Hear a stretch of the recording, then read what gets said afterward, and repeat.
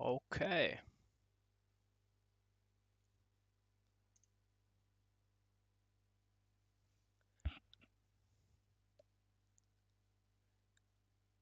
I think we are live, aren't we?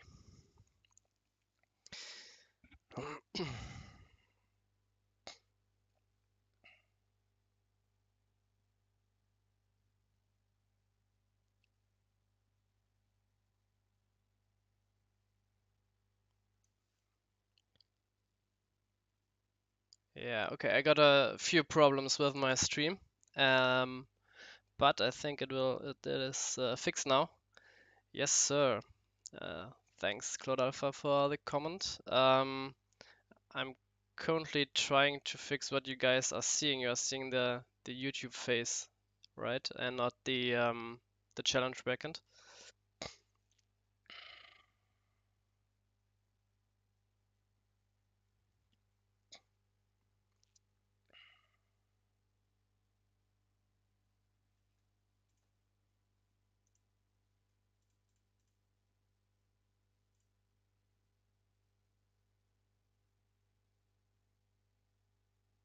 Hmm.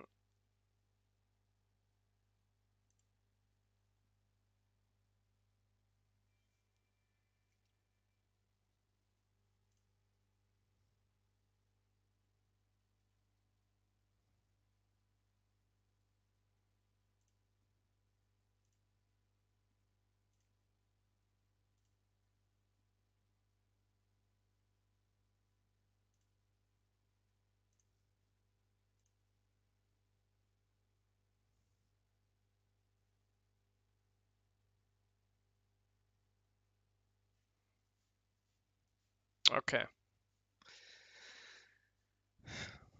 Claude is seeing the bracket. Now it should be fine. Okay, okay, okay. Okay, let's start. Yeah, so for the inconvenience, first time streaming on YouTube.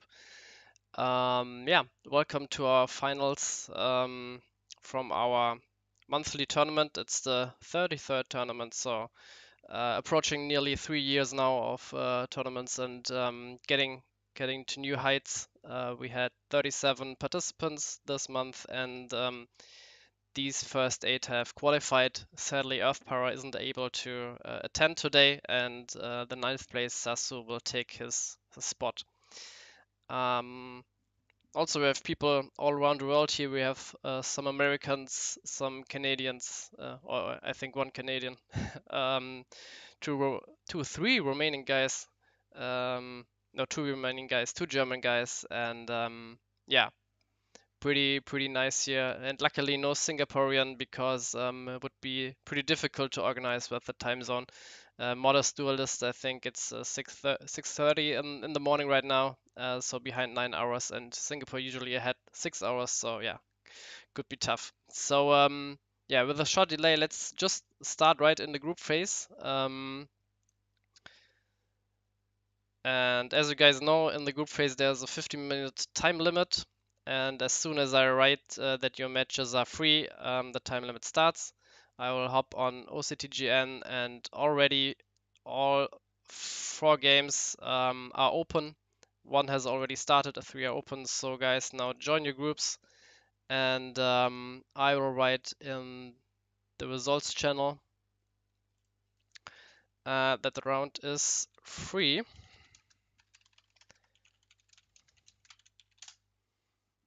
So yeah, enjoy the stream, enjoy the games, and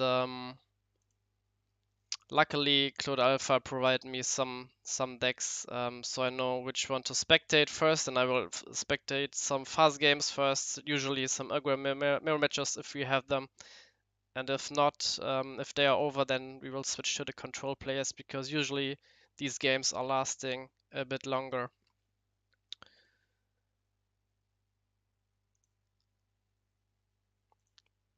So let's spectate.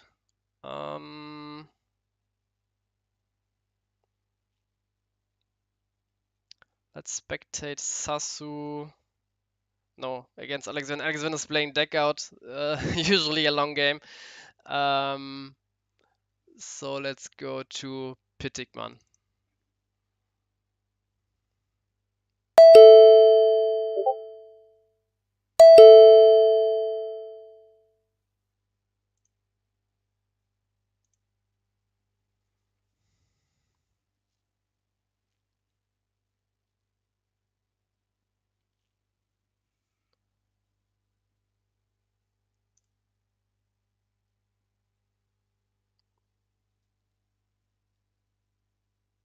Oh yeah, Claude Alpha saying uh the 41st tournament, yeah, that's true. Um, because we have some bonus rounds and also some championship IDCs. Yeah. Oh, Russ saying I have the option. Oh yeah. Do you hear it in the stream too? Oh no. Uh, where's the option to turn it off? I don't know. Ah, option. Usually there's also a knock knock sound when someone is joining the room, and so you're getting quite annoyed by that, or also kind of frightened that someone is knocking on your door at home.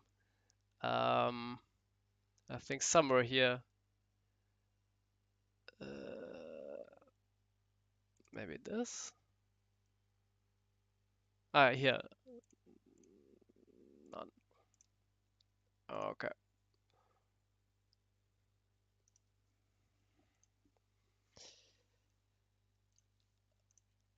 Um,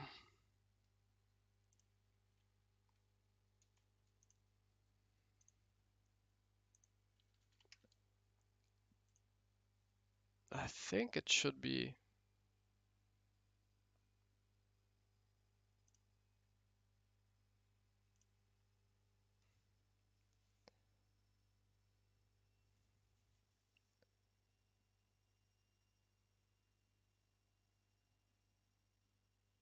Okay.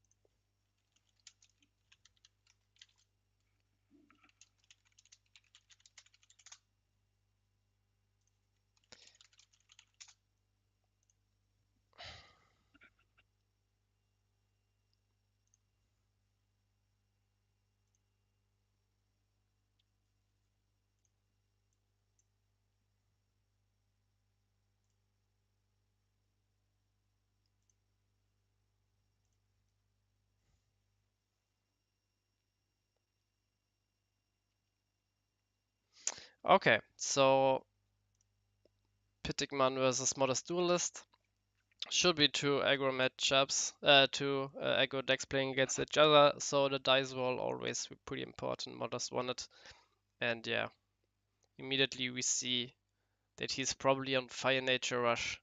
Um, could also be Water Nature. Um, and pretty identical opening here.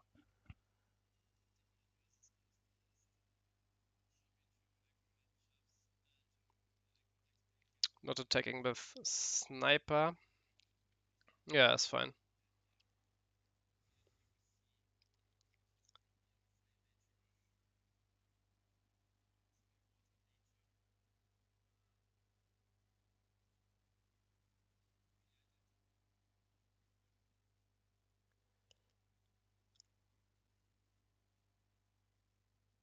Yeah, and Pitikman on Water Nature aggro, Modest on Fire Nature Rush. So usually it depends on how many Aqua Surfers and how many Spiral Gates Pitikman is playing. Usually the Fire Nature Rush matchup is pretty hard, I would say, for Water Nature. And still not attacking. Yeah, not sure how I feel about it. Depends what he has in hand. I think the first one who's attacking is on the offense, and the player who gets attacked is on the defense and can be traded profitably. So yeah, maybe I would have liked at least a quixotic attack, but maybe he doesn't want Pitikman to gain more cards in hand. But um, I think now you should start attacking because you threaten 3 shields here, maybe speed attacker. You get a speed attacker back with Sniper Mosquito, and it'll be really tough for them to come back. But I can also see like passing. But yeah, it's quite interesting. Didn't really see like a face-off against two pretty fast decks who are just waiting for the other to make a move.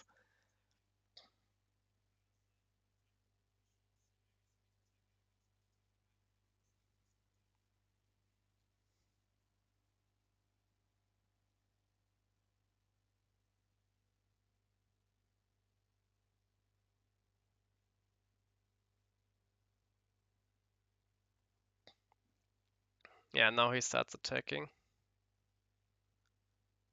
Getting a speed attacker back. And now I think you have to continue at least with Quixotic. With Gonta, the problem is when Pitikman is playing like two creatures, Quixotic can run over the Gonta. So I like at least a Quixotic attack here.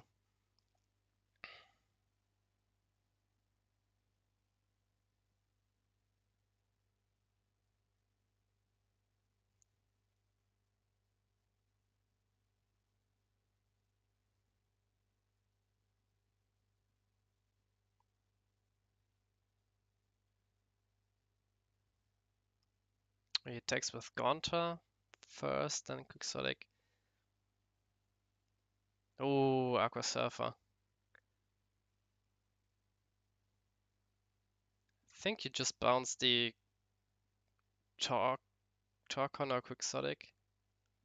And you can kill the other creatures, swing with 2. Bouncing the Gonta. I don't agree with that play because you can just kill it next turn when you play like a double creature. Maybe he doesn't have like 2 creatures. Let's see.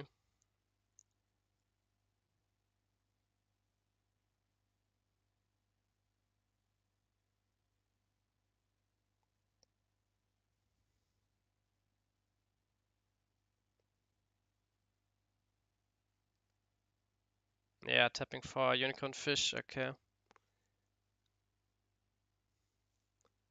I mean, you just bounce the, yeah. Oh, he's trading Quixotic, yeah. Yeah. Problem with Polygon is that he will get bounced back to hand, so you don't quite threaten leave next turn and talk. Oh, clutch Torcon. Maybe he modest this on 4 Torcons. Because we already saw one being played.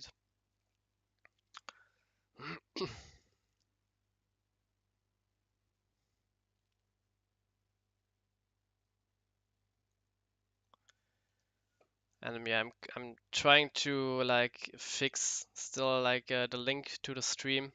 I think it's a new link now. Yeah.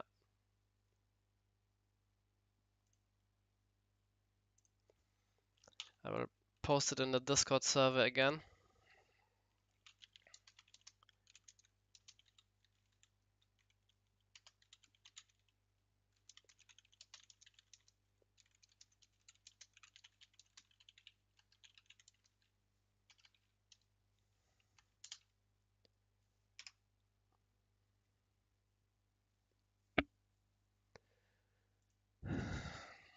And yeah, that was the problem with Polygon. You can't threaten leave for now. And he just has to hope that Modest doesn't have like another speed attacker, which is quite unlikely now with 4 cards in hand. Or if you have a if he has a Spiral Gale, that would be quite nice. Bounce in the Torcon, killing Rikibu, but still same problem. Losing 2 speed attacker, yeah. And he just quickly shows it.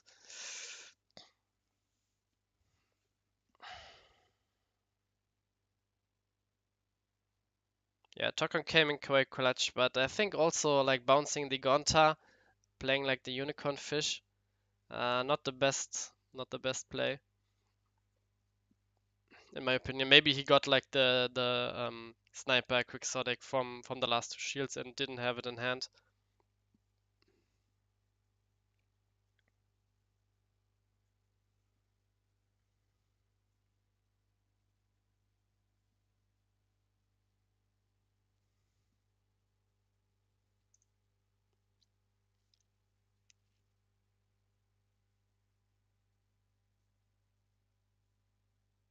Yeah, and as Claude is saying, if you attack the shields, then your opponent is forced to attack your creatures and not your shields, and it usually favors the Fire Nature Rush player because he has speed attackers in the deck, so he can just keep the foot on the gas and keep pressuring the opponent. With the Water Nature deck, you have to wait a turn, of course, because of Summoning Sickness. can't attack right away per usual, and usually waiting is better for the Fire Nature Rush player. So in hindsight, I like the not attacking for Modest Duelist at first, but Pitikman should have stepped on the gas and attacked earlier. And again, similar opening, but the other way around now. Now Modest has the polygon and Pitikman has the Sniper Mosquito. Maybe I just hover over the cards so you guys can read some of the effects better.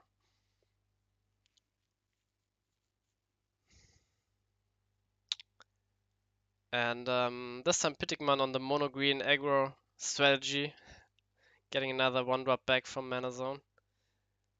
I quite like the peeking. I quite like the peeking from Modest because usually when you hit like a shield trigger and there is a pause and you don't use it right away, your opponent kind of knows what shield trigger it was. So by peeking first at the shield and then moving it back to hand doesn't give away any information.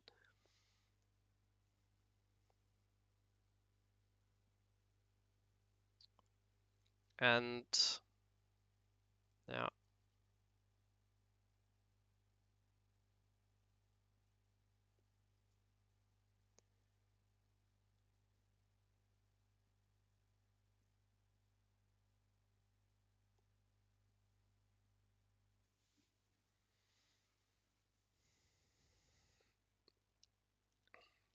Yeah, Modest Duelist killing the Sniper Mosquito definitely the right play. Because if you just had have attacked, the shield polygon will get bounced back to the hand, you lose tempo, and you are not the starting player, you're going second, so usually you're on the defense for now.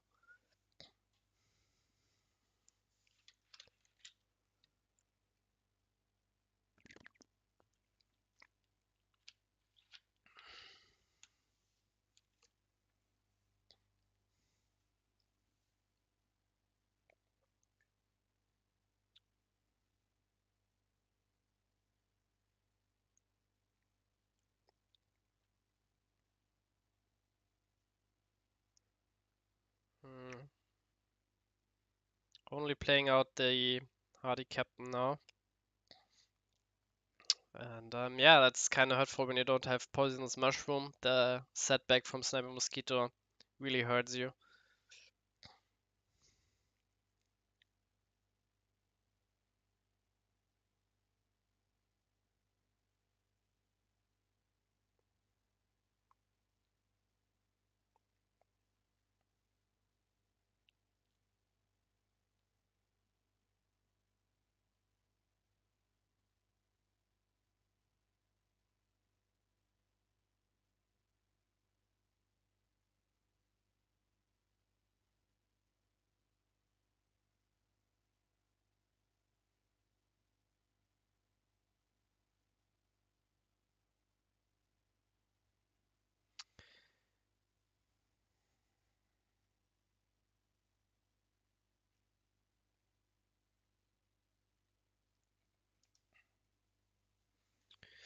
So yeah, Modest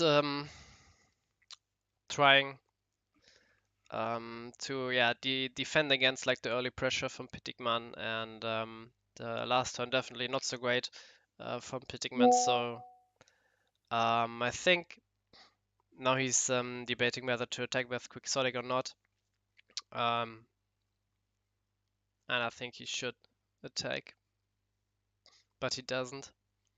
I think at some point he has to attack, and now two other shields are getting broken.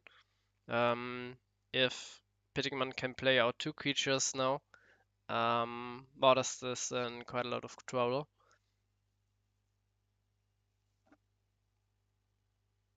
And even like a Torcon from shields into a speed attacker doesn't threaten the game.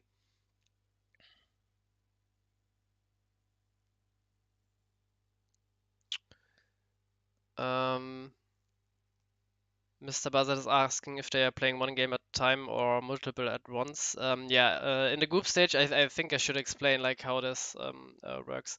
At the moment, there are 4 matches being played at the same time. It's the group stage, so the top 8 have qualified for the finals.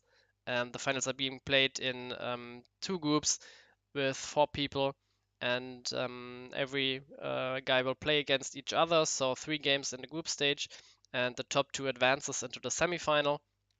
And after that, there will be a third place match, and of course the match for the winner of this tournament. And as we already said, but I will say it again, the tiebreakers here are the placement in the Swiss rounds. So AleksVin being like finished second in the Swiss round, but because Earth Power is not able to play today, he's like the first seed. So when he's tied with another player on like the second spot, he will for sure advance into the next phase. And that's why I'm watching like the aggro mirror matches at first, because usually the control matches will take longer, so we can switch to them when the aggro matches are over.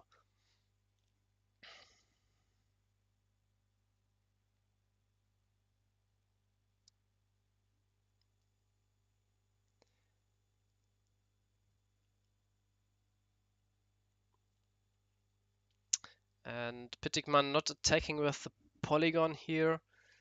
Yeah, I'm not sure what's the reason behind that. I think you can always attack later, but yeah, I think it doesn't make a huge difference. The only thing that's saving a modest duelist here is if he has volcanic arrows in his last shield. And yeah, let's see if this happens. Oh, of course, when he gets like an aqua surfer here. Okay, okay. Um, now nothing is yeah, saving modest, and he realizes it, and I think he's just conceding. Yeah, he is. So game 3, and I believe the player who started both both games did win. So again, dice roll pretty important. You should always practice rolling dice in your free time. um, yeah.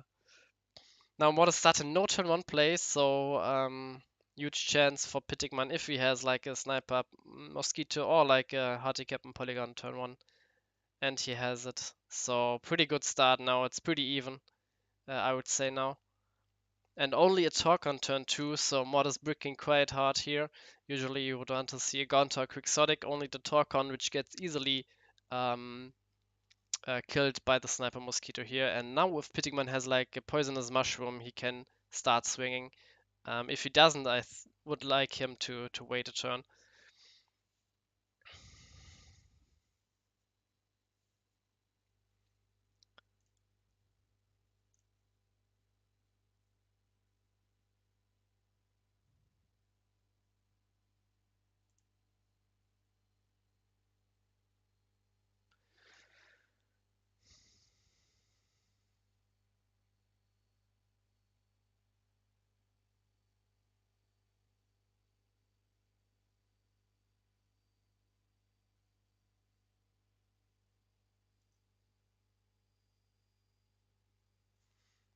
And nice, he got the Mushroom into another 1-drop and attacking.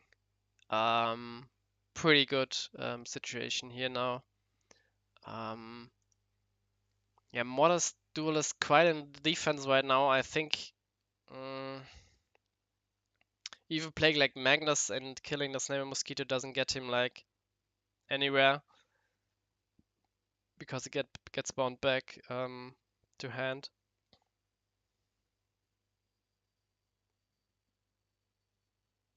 Um, I think he just has to play like a 2-drop, 1-drop, and yeah, hope that Pitikman stumbles, I suppose. Yeah, moving Quixotic back to hand, he can play it next turn. Depends on what he has in hand, of course. You really want Sniper Mosquito to attack every turn from now on, so usually I take the decision was between the Sniper Mosquito here and the Quixotic, which he took back to hand.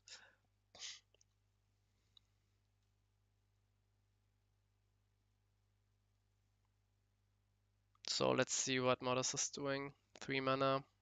Yeah, Magnus. Yeah, you have to kill like the sniper. But again, you traded like in terms of card advantage, of course, 1 for 0, but in terms of tempo, you didn't gain like anything.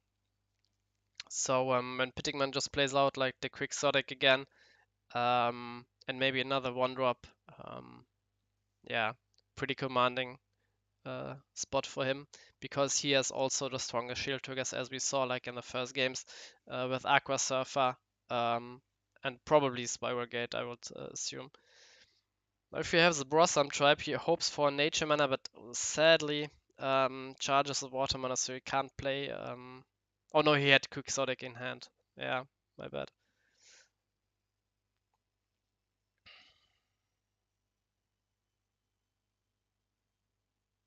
Yeah, that's why maybe he drew the Blossom Tribe this turn.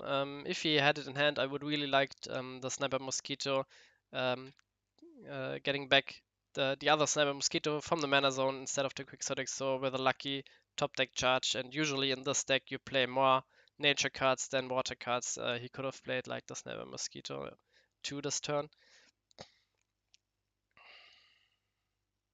Now maybe there's a chance for Modest Duelist trading his Torkoon with the Poisonous Mushroom, and then I hope he plays out like 3 creatures this turn, like a 2-drop and 2 1-drops. Yeah, but still, I, mm, maybe you don't even trade the Torkoon, go for the shields, because if you play like 3 creatures now, you don't threaten anything next turn, and Pitikman can just play his creatures and swing for the shields. And if Pitikman wants to kill the Torkoon, he has to sacrifice either his Mushroom or his Blossom Tribe. And just imagine if the Torkoon was like a Quixotic or a Gaunter, he could have run over the Sniper Mosquito and over the Poisonous Mushroom. So yeah, pretty unfortunate start here for Modest Duelist.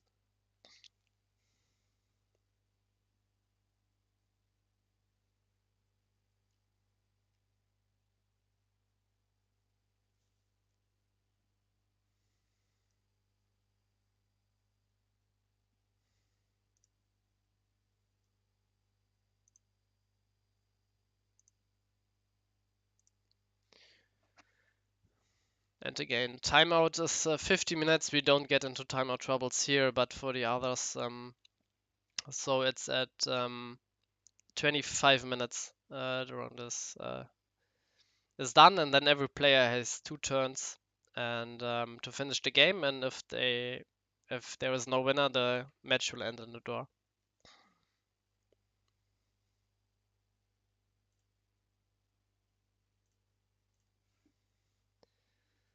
And sadly, only 2 creatures here for Modest.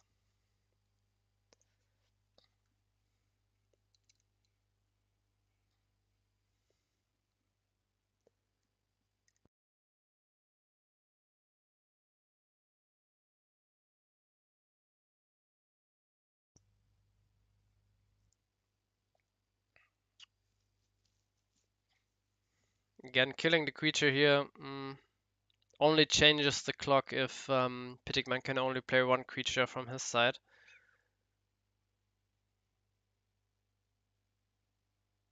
But charging at 1-drop means that he can play 2.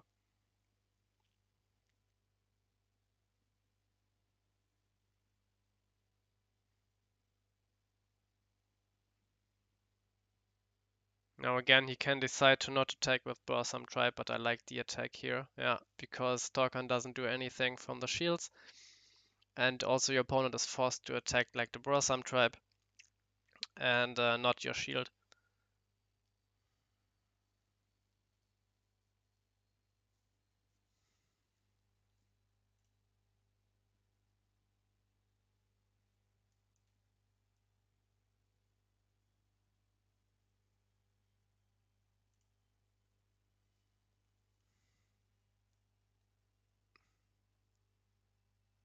Uh,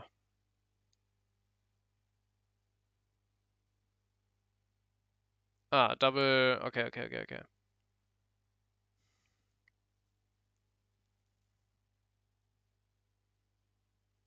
Yeah, maybe attacking with Blossom Trap was wrong because now he could play double volcanic arrows and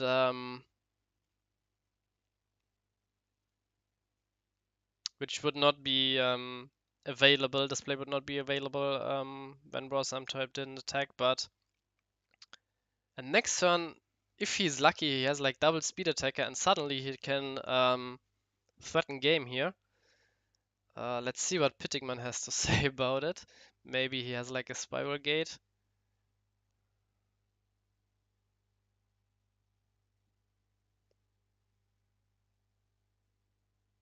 Okay.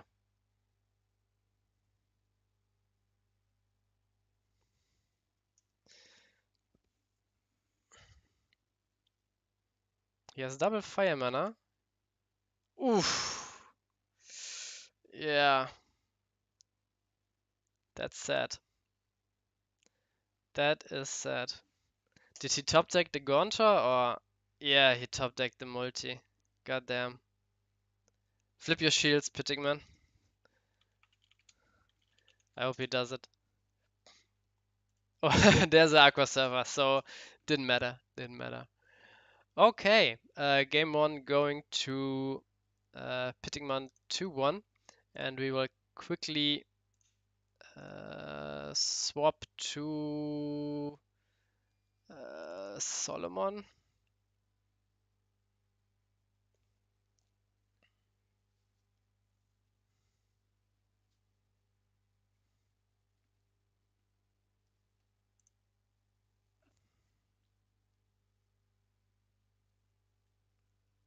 Okay.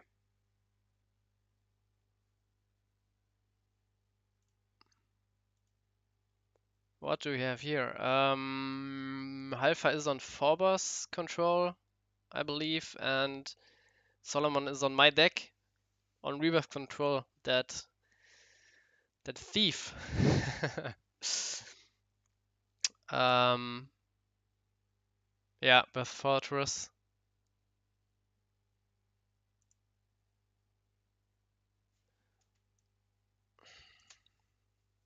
Now just a creature into Soul Swap. Yeah, that's game.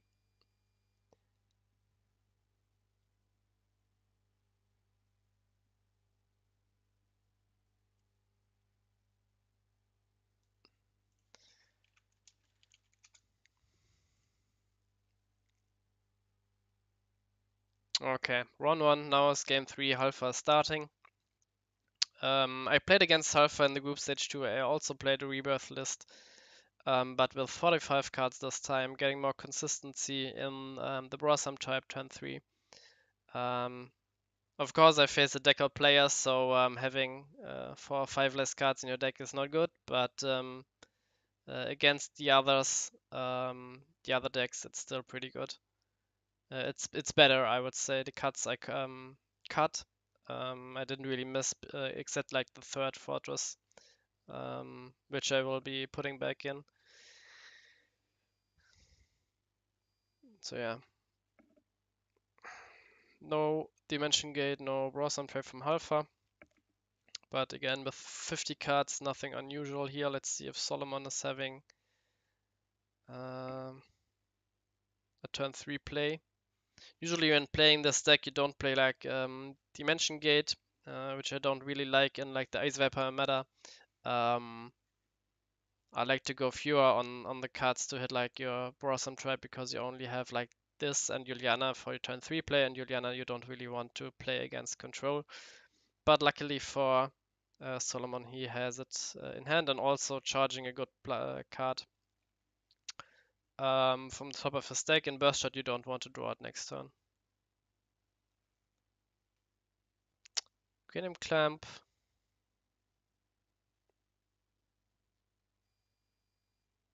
Discarding Belix and Volk Charger. Now I would have liked the Belix charge and keep the Fall in hand, so now you can play Fall, get back like the spell. Um, Yeah, I think minor misstep here, but I don't know why you would keep like the Belix in hand over the Far, but maybe he's thinking like 10 turns in the future where he wants to soul swap out his Farliga.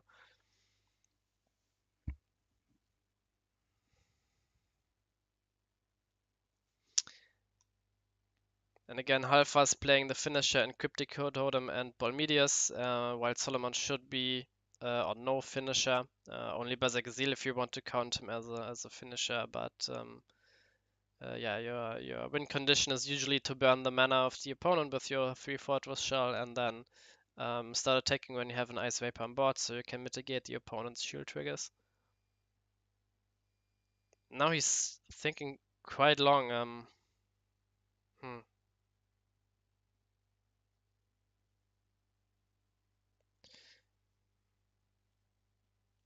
Now if Halfar has the Magma Rex, would be pretty devastating here. So that's why maybe Solomon thought so long about it if he wants to open himself to the Magma Rex, but yeah, I think Halfar is only playing 1 or 2, so you shouldn't be that afraid about it. And he also had a Sky Sword. Yeah, 3 plays. I would have liked the Sky Sword in my opinion to play around the Magma Rex and also charging more mana. You want to get to 8 mana as soon as possible to start swapping your fortress, and now you are stuck at 5.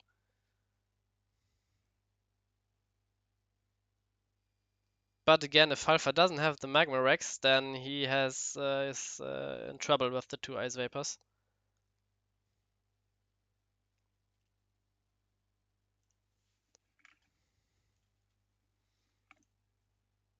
Now Magma Rex pretty devastating here.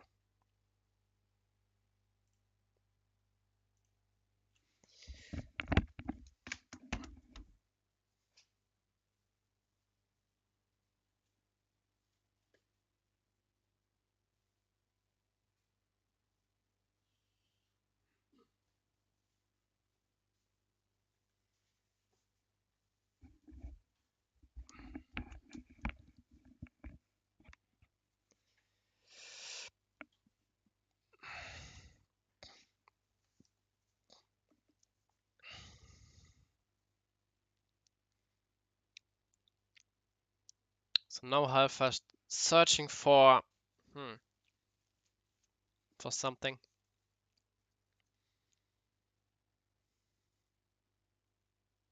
Like every spell you play will trigger the Ice Vapors, so yeah, getting something like a Soul Swap don't think is favorable here. And getting like Dimension Gate to search for Magma Rex doesn't work because you have to discard after the Dimension Gate, so I would say it's pretty easy search here.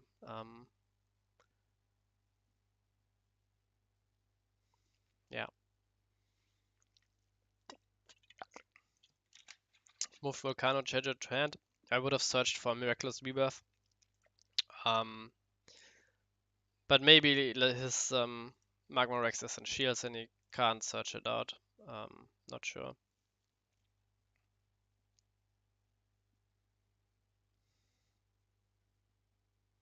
Because Volcano Charger is just a losing play here, in my opinion. You have to discard 2 cards, 2 mana, and still only deal with 1 Ice Vapor, but maybe he searched something to discard next turn, so it was and already had the Rebirth in hand. Not sure what Solomon is thinking here. You just pass the turn. You don't open yourself up to like an easy trade into your Ice Vapors and attacking with Browser Trap. Doesn't accomplish anything.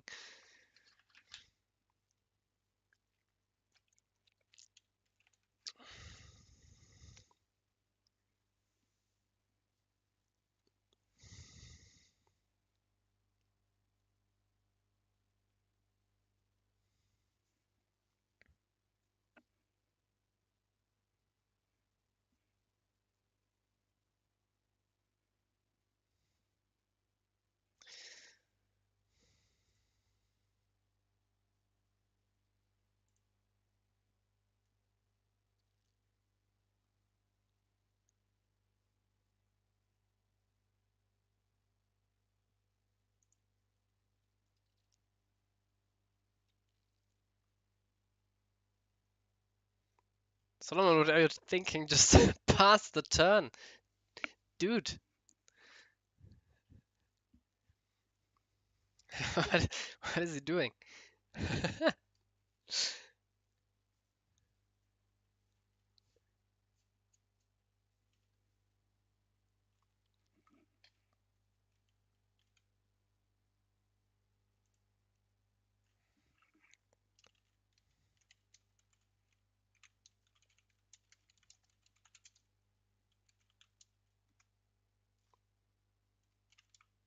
Okay.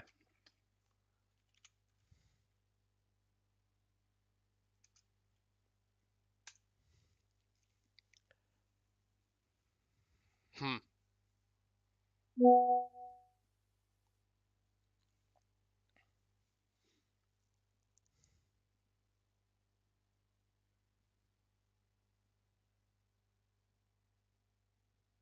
Ah, okay. You already had the rebirth in hand and just searched for maybe a card to destroy True Vapor now.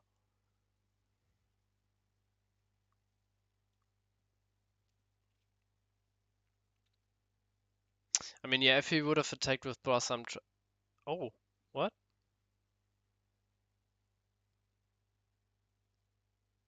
Wait, no Magma Rex. Uh, okay. So that means like, if Halfar is playing like 1 or 2 Magma Rexes, both are in the shields. Um,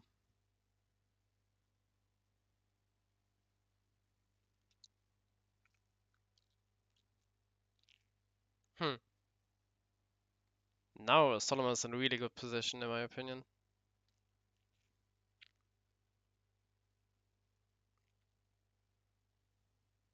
Phobos maybe gets Halfar a bit back, but still spells are triggering Ice Vapor here.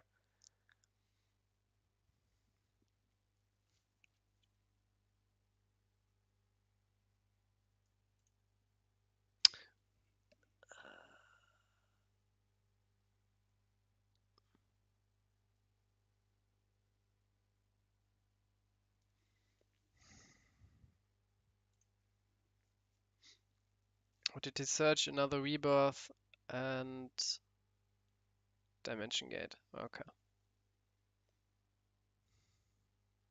So again, Rebirth on Ice Vapor threatens to get Fall and then threatens to get the Miraculous Rebirth back.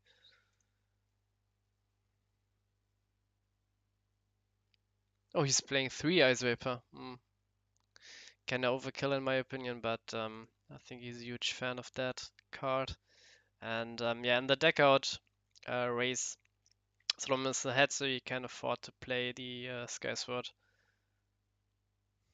Now it's getting quite scary.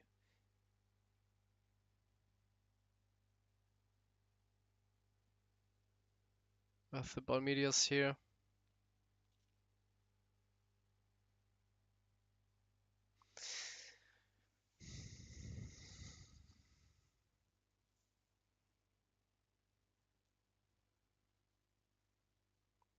Yeah, like,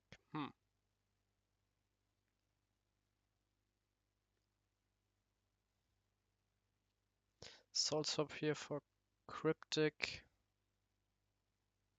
Yeah, next turn is game. Um, he has to get something right now, otherwise he's dead. Yeah. That stalls for a turn.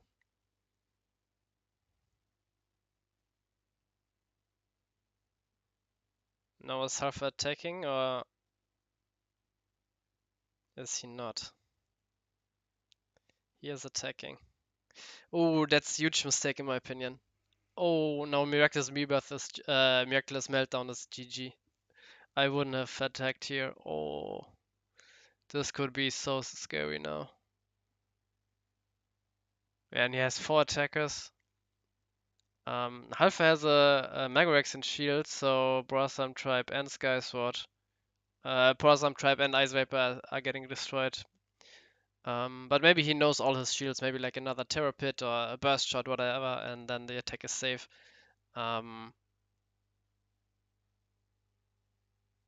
Hmm. Yeah, but he doesn't have meltdown it seems, and he doesn't have like a forwards in the mana zone to swap for the forwards here. Maybe he has it in hand, so if he has 8 mana. So charging forwards, swapping it out for Blossom Tribe, getting meltdown, playing meltdown, and have 3 creatures to hopefully attack for game.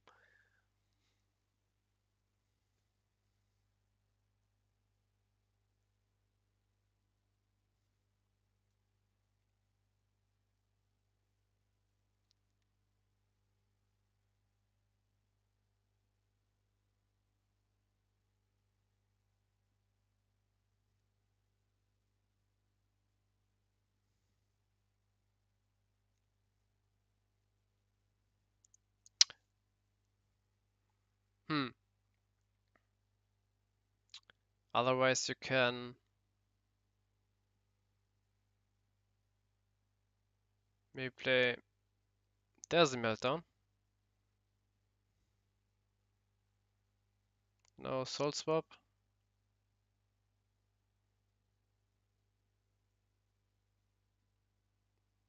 But that's still a game.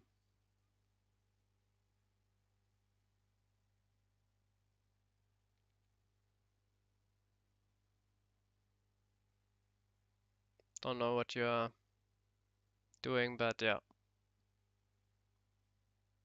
Unfortunate. No answer for the finisher. Yeah. Quite scary.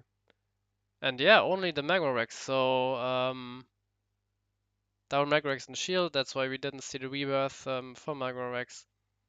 But yeah, kind of risky from Halfar giving him 4 shields where the meltdown could be, and then it would just be game because Magma Rex doesn't kill Ice Viper and Fall. So yeah, not the optimal play in my opinion. Okay, let's see if anyone is still playing. Let's get to the deck out match. But that's over also. So let's check the Discord if everything is set. No, one is still playing. Weezing is still playing.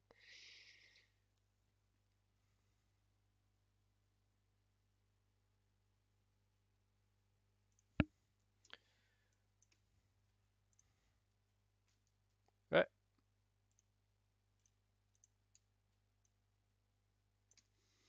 Okay, we have a mirror match, I would believe. Oh no, with Aqua Hookers that looks like Ice Sword maybe against Mana Burn, I would say.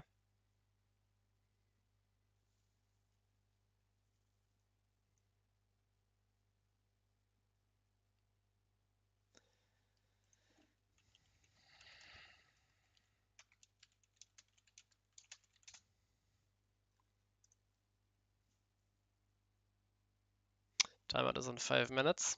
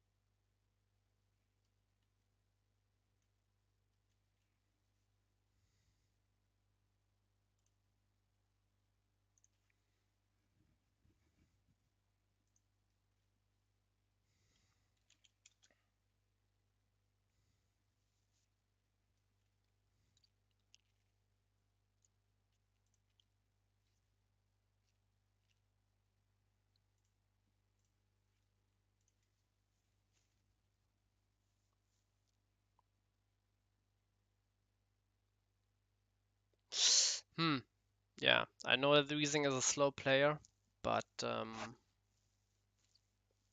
yeah.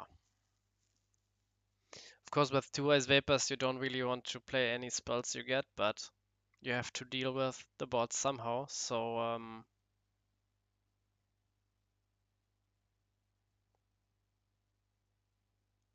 and Fortress Burn only has like Miraculous Plague in the mass removal of choice usually. Holy Awe, of course, would be really nice here, trading your two Brosam Tribes for the two Ice Vapors. But still, you haven't dealt with the Fighter Dual Fang, and you haven't dealt, and you lose two cards in hand, two cards in mana.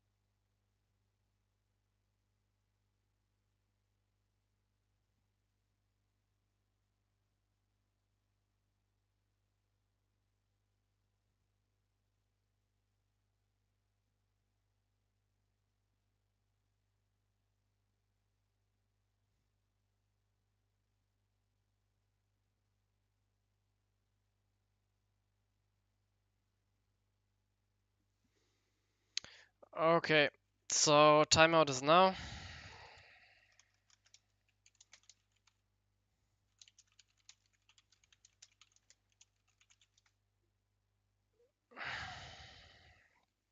Both players are having two turns now.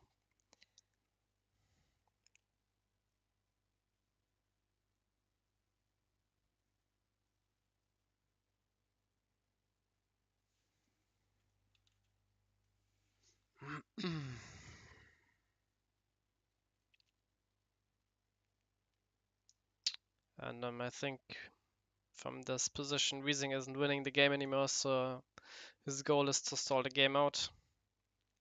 And CVH has to try to win the game somehow.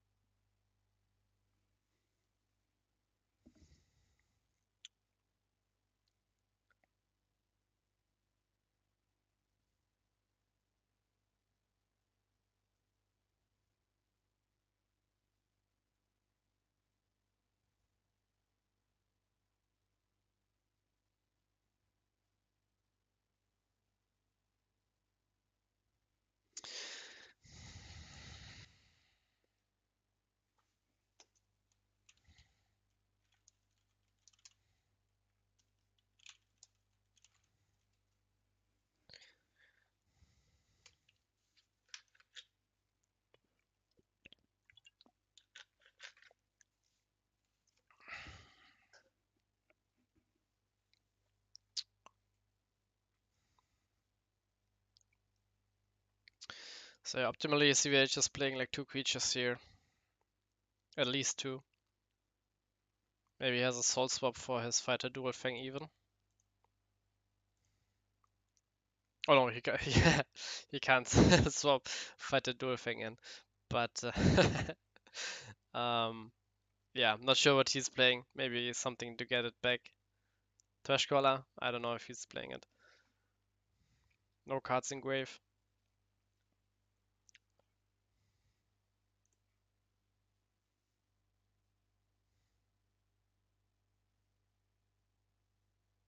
I think this deck doesn't have like any other speed attacker other than the fighter dual thing. I think in his video on YouTube, he plays two fighter dual fang. Not sure if he's playing it here too.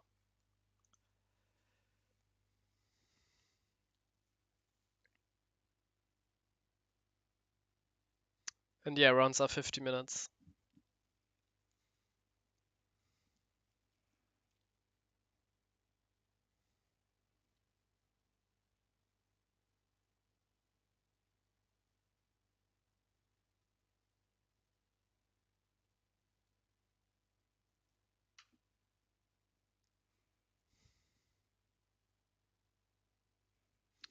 Yeah, if there wasn't a timeout rule, this match would probably last like 20 more minutes. So yeah.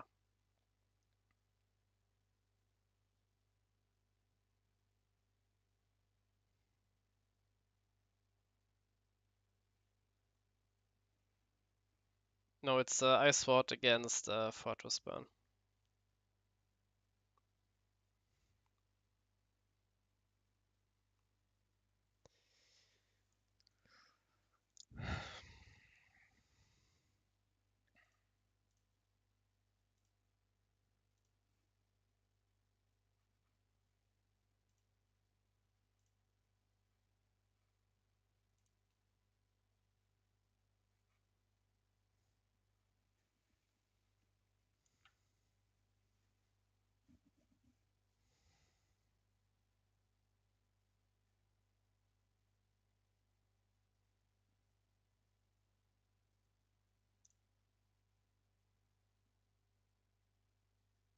Plays Logic Cube for Spiral Gate probably, yeah.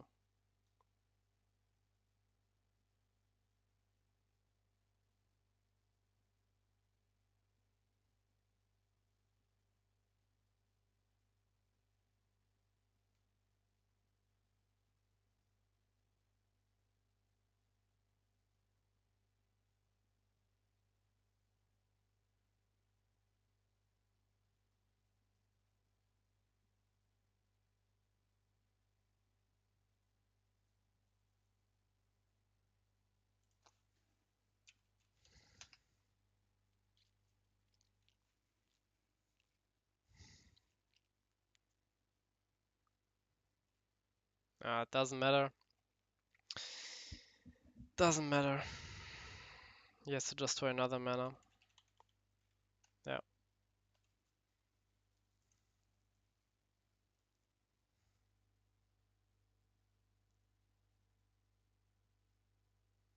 Now he has to hope that there's no shield trigger.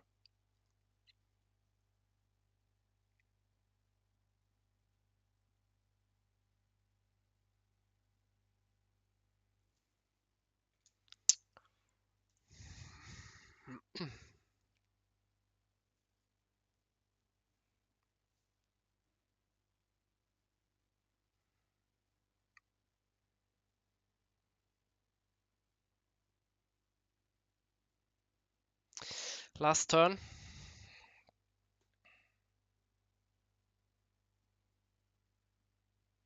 Yeah, Plague doesn't matter too.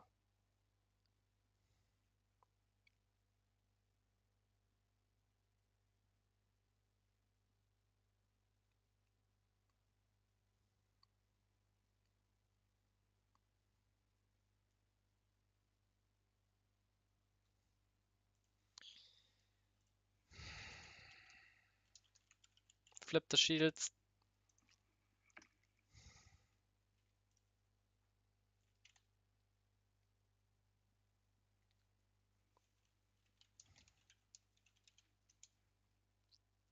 Oh, last shield. No!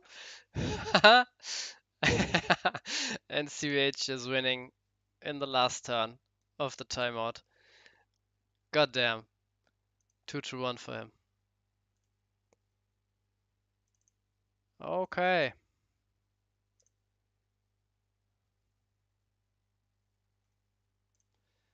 So...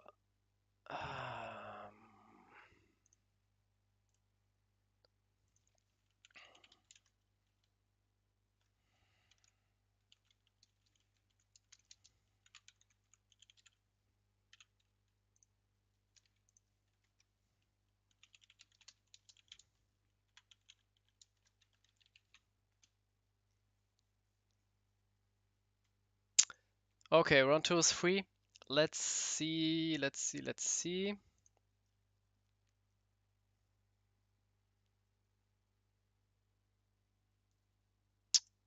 Yeah.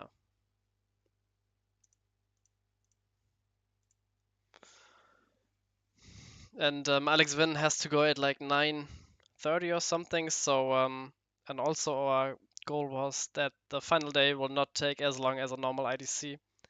So that's why we implemented the timer rule in the group stage. When we get to the knockout stage in the semi-final, then there will be no timer rule. But yeah, with slow players or players on deck out, you have to implement that. Otherwise, you can just do like a normal IDC. You don't need multiple play events if the final is if the duration of the final is as long as like a normal IDC would be with Swiss.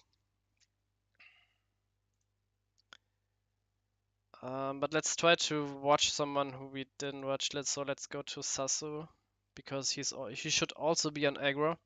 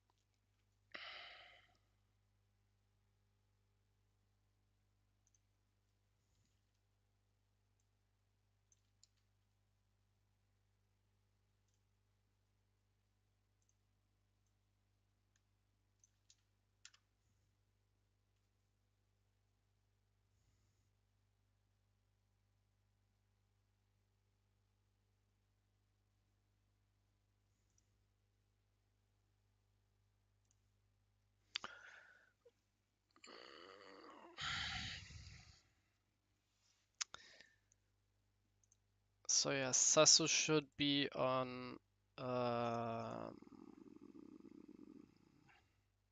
Rock aggro, I believe, if my information is right. And yeah, Halfar we saw on Forbos control.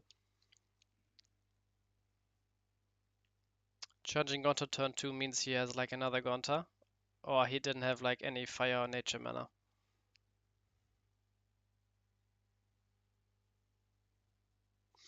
Let's see what's the case here. Huh. Quixotic. Okay, so that means that he doesn't have another fire mana in hand. So all his cards should be nature or water.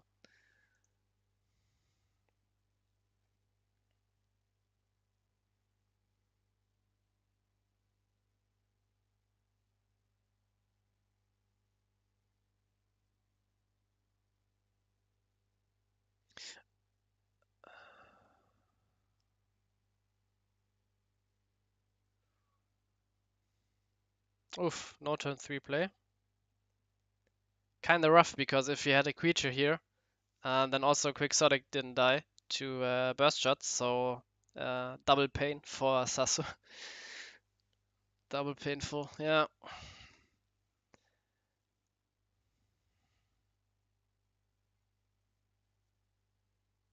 So he must have drawn like the Jigalza Maybe he didn't have any nature cards, so he charged Gonta to play. No, that doesn't make sense. If he would have another fire card, he would have charged Quixo and then the fire card for Gonta.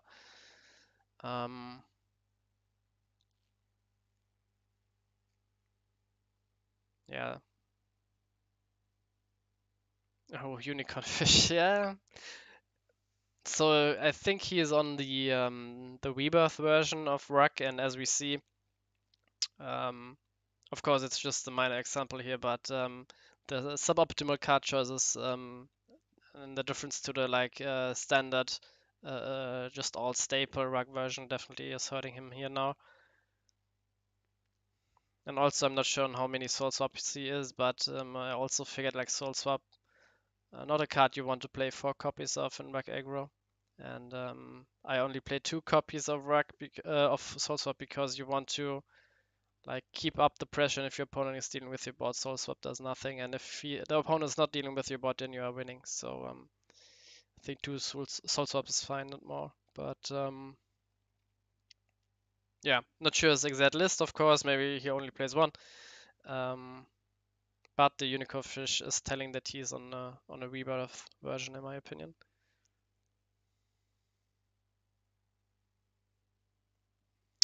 And yeah, just glancing at the chat, yeah, Mr. Buzzard, I think it was like 10 minutes ago or something, sorry, suggesting that we watch Deck Out in round 2. We will definitely will check him out after this game is over, because Deck Out usually is something that goes the really long way, and usually when the other matchups are over, Deck Out is the one that remains.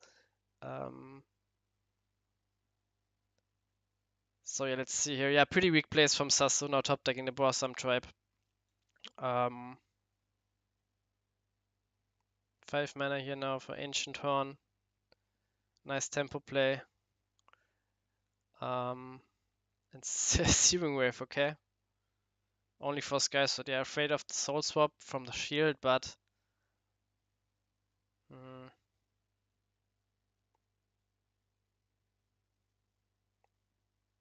Dimension Gate. I mean, if the Soul Swap, of course, is bad when your opponent has the Sky Sword, but it loses, yeah. Yeah, not sure. Maybe you could have waited for like more creatures on board, but oh, and Halfar hitting like, oh, on the lucky ball. Yeah, tough, tough, tough. Yeah, so far, like, although Halfar didn't roll the 1, he had like the perfect shield triggers so far, and Sasu being pretty unlucky with his draws.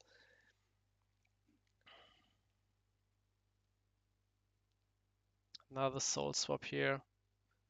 I would swap out Loco for Magma Rex here. He doesn't. Baza and kill. Okay, yeah, that's also reasonable. Yeah, if you swap out for Magma Rex, then you don't deal with the Ancient Horn. But you still would have had like 2 creatures on board, and the opponent would have like only the Ancient Horn. So with 5 cards in hand, you probably can deal with it next turn, and now you have like nothing. And okay. Yeah. Unlucky. Unlucky.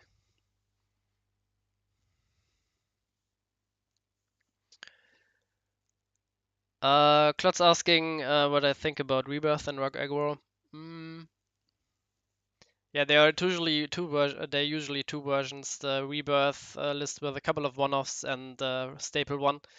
I think the Finns are like on Team Rebirth and the Germans are on Team Standard Staple Rock Aggro.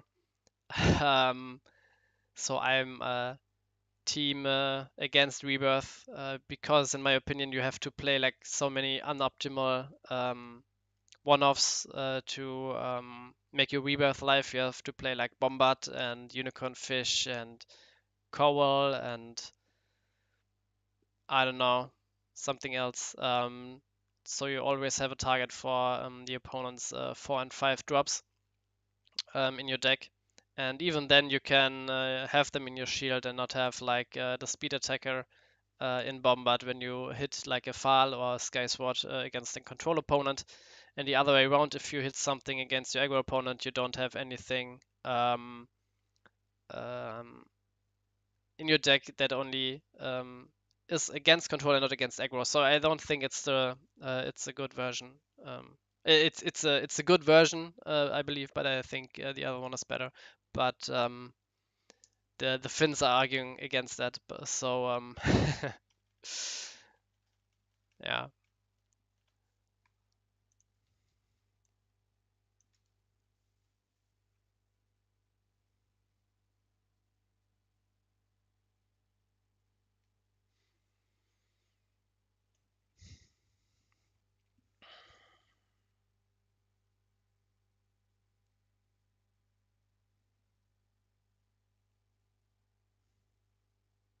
And Ancient Horn, again, a card only good against control. And as we see here, yeah, you got the mana untapped, but didn't have like any follow up. Yeah, pretty sad. Again, Gonta charge and no play. Not sure what Sasu has in hand. Both games. Um, yeah, I would really like to see his hand. Kind of unfortunate that he doesn't have like a fire and the nature card in hand to fuel for his Gonta turn 2. And now it doesn't even have a turn 2 play, so hmm.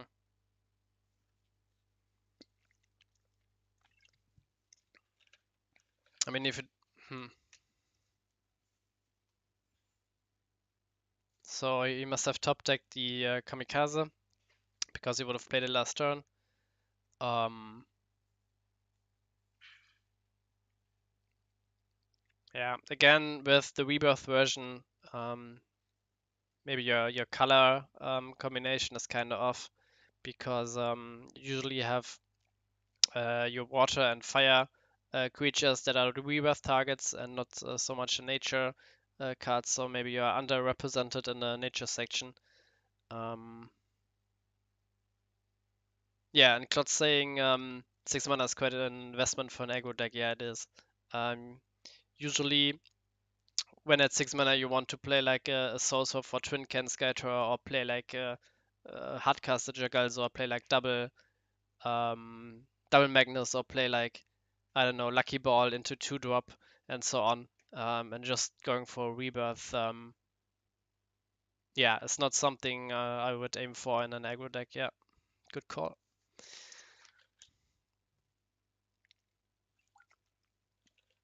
I could see like a Rebirth as a one-off in a standard version of Ruck, like getting your Lucky Balls out, your Pyrofighter Magnus. Maybe you are playing or I'm playing a one Windex and a Terrorhorn, so you have something against control also. I could see it as one off there, but again, uh, mana skew is also a problem. You're already playing like for Gonta, maybe you are playing a Windex, you are then going for like a Rebirth. Um, so yeah, quite a lot of multicolor cards. Oh, and yeah, you play Hyperswind. Also, I think one of the better one-offs, in my opinion. You can take over Gonta and so on, and over Quixotic. Um, but usually would not be in the deck if you don't play Rebirth.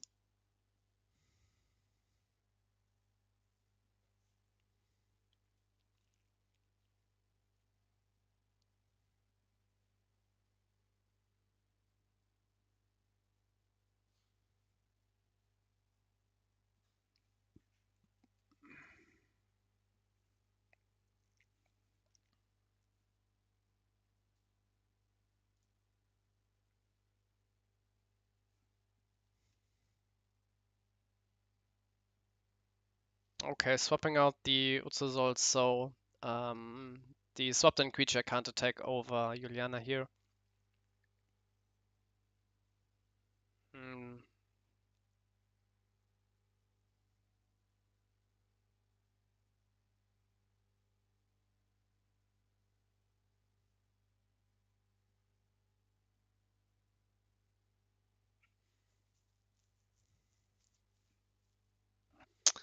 Now Magma Rex is pretty good here again, killing 2 creatures because as a turn player you can your effects will resolve first. So when Magma Rex comes into play, first Magma Rex resolves, and after that Quixotic would resolve, but Quixotic is already in the graveyard when Magma Rex hits the field. But yeah, Skysword are also really good play.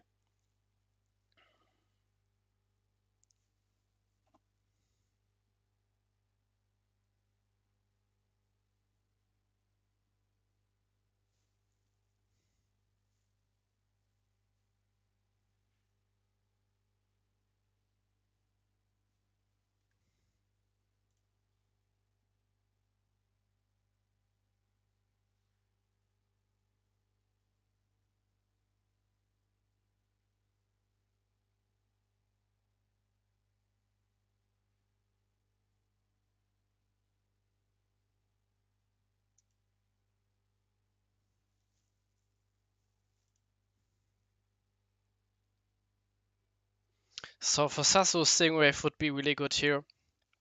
Um, Yeah, maybe against something you would cut from like 3, which you would play in a standard rock version, to 2. And Rebirth really good here against all the Julianas and yeah, Sky Swords, so Soul Sword is not live from the opponent out of the shields.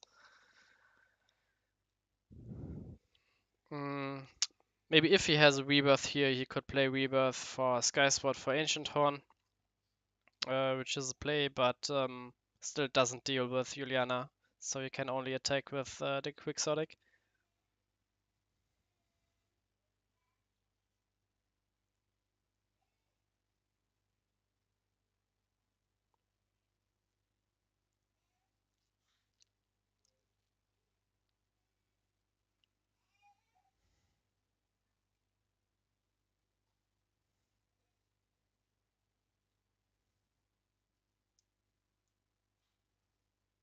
And again, something what the standard rock deck is adopting is like a Galglife. So if you would have like a Soul Sword and a Galglife, you charge Galglife, have 6 mana, swap out like, I don't know, your Kamikaze, swap in Galglife, kill the 2 creatures, attack with 2, and still have a 6k double breaker on board. So yeah, which also would make Soul Sword worth playing as a 3-off instead of 2. When you play something like 1 or 2 Galglives and some Twin Cannons.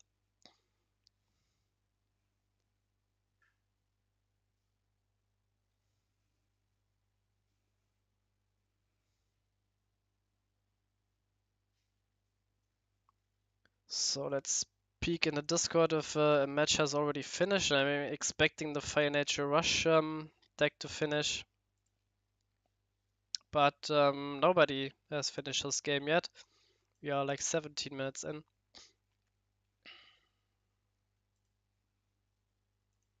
And yeah, not charging anything, playing Soul Swap for Utsuzol maybe. Okay.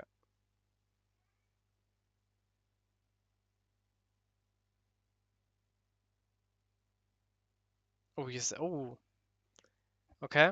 So he wants to bait like the Juliana here.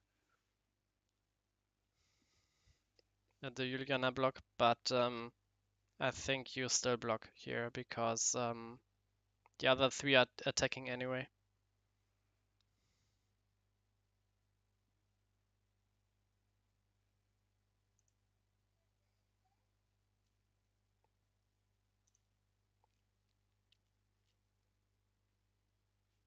And again, the players, yeah, can watch the stream, but usually should mute the stream, so I don't give away like any information. But again, I don't know which cards Halfar has in hand, which 5 cards, and I can also like make the incorrect suggestion here. So I think I'm not really giving like anything away, but like the other pro players are not seeing too.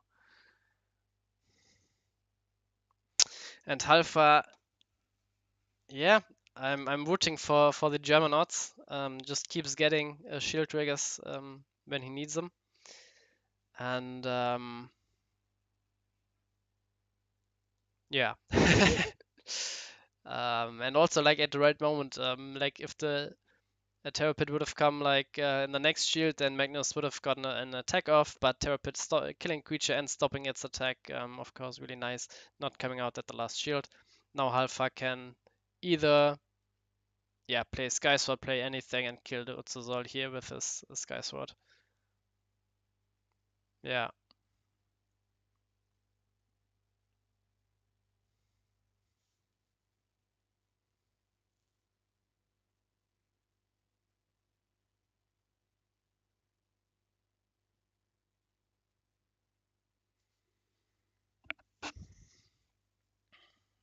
And again, if you get an Ancient Horn here, doesn't do anything. Untapped mana with no cards in hand. So he has to get the Bombard, which he luckily has still in the deck. Or at least is not unlucky, because yeah, if it's of course a higher chance to be in the deck than in the mana zone. Yeah, killing Skyward, which is right. Now going for the shields. No shield trigger, that's the first one. Didn't see that one in quite a while. Yeah, Klot saying he likes a version of aggro with Giga Claws and Deklovas. Usually Deklovas is not being played in an aggro deck because it kills like a lot of your own stuff. Maybe you have like a specific version in mind, maybe like with Mikey's Pliers or something, which gives like your Darkness and Nature cards speed attackers, so Deklovas can immediately activate. But yeah, not sure. Yeah, Megamergan Jagelzo is just like a 6 mana 6k double breaker at the moment, but if Alpha is not dealing with it, yeah, okay. Never mind. But if he wouldn't have dealt with it, then the card would still not would not be given like the Turbo Rush ability to the other creatures, because the Turbo Rush ability says if any of your other creatures broke any shields. So Megamergan itself breaking a shield doesn't trigger Turbo Rush.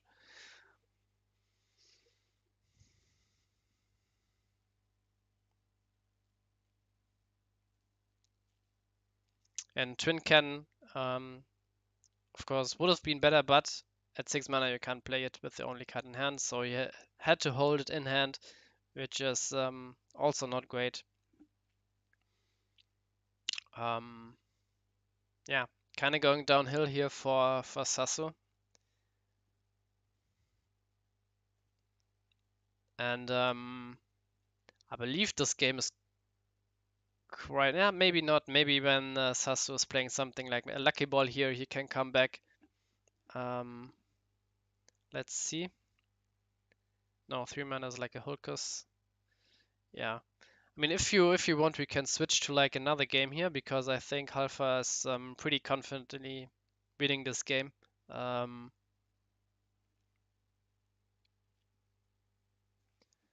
it's your decision, chat. With 12 viewers, which I really appreciate. You can decide if you want to switch or if we want to stay here and watch how it ends.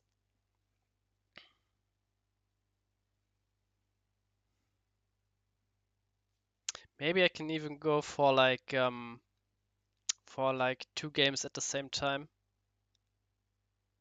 Yeah, Mr. Bazat, of course, because he plays deck out, he wants to say the deck out, but yeah, I also want to see Solomon because he's playing my deck and I want to scold him if he's doing like any misplays with my deck.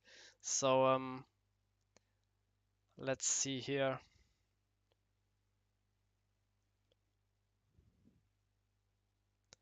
Maybe you can do it like that.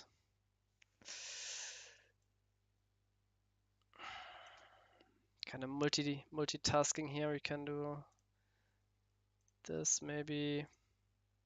Get like more space here. Yeah, maybe we don't need to see like the card here. Don't need to. Yeah, maybe we need the graveyard, but not the deck. Maybe something like this.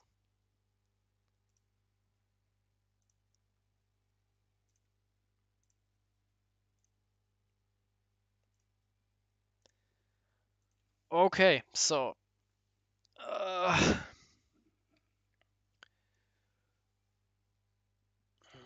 let's Let's ask.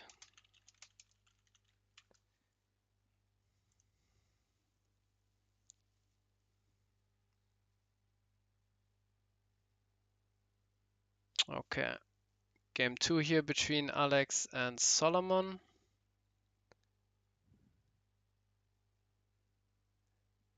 Yeah, Claude saying of course they need the deck and deck out match, but we don't need to see like the top card of the deck. We don't need to see like this.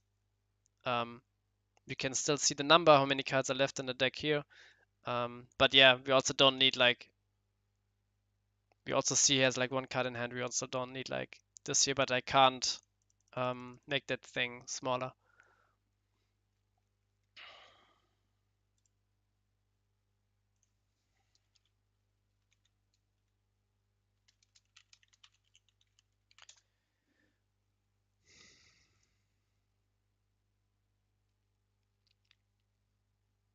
Okay, so it's 1-0 for AleksVin, but now it's looking quite good, I would believe. But yeah, I don't know.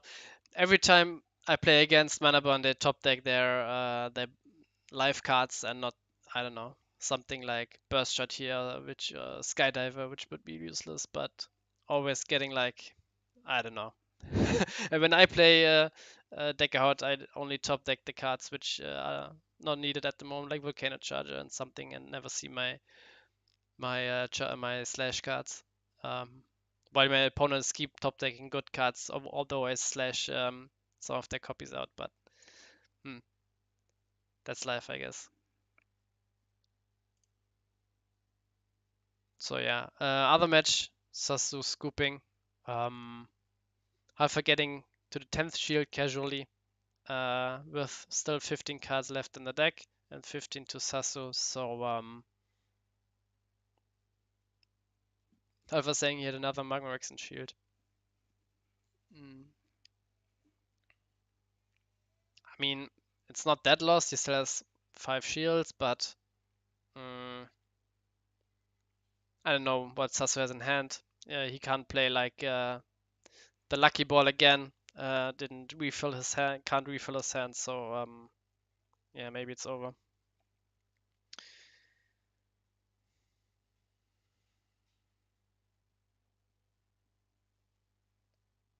Meanwhile, on the other match,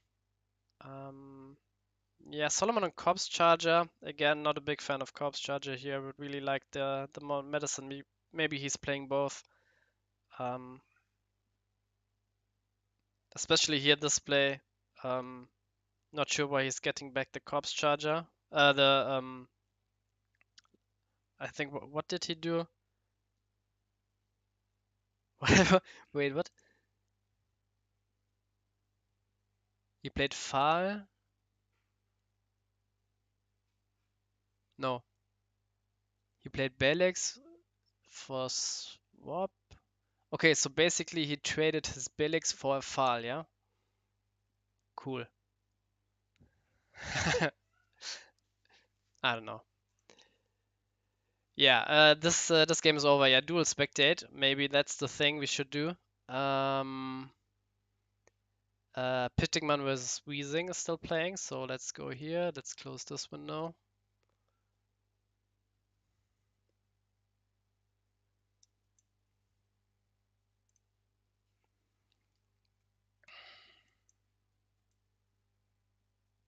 Okay. So hmm.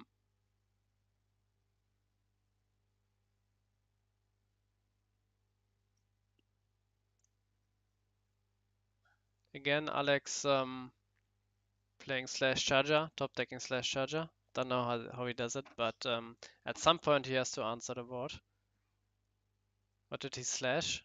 Billix. Solomon really needs a fortress here, so you can start burning mana. Also, rebirth would be nice here.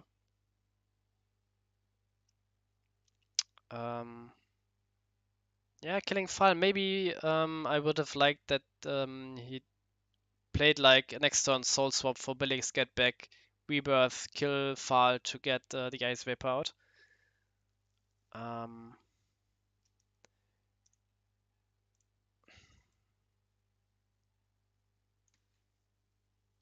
Meanwhile, Pitikman not having like any turn 2 play, which is quite bad.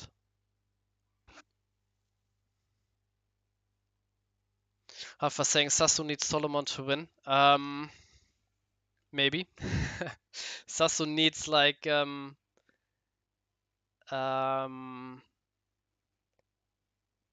needs like 2 players being 2-1 and 2 players being 1-2 because he has like the worst tiebreaker because he finished 9th in Swiss.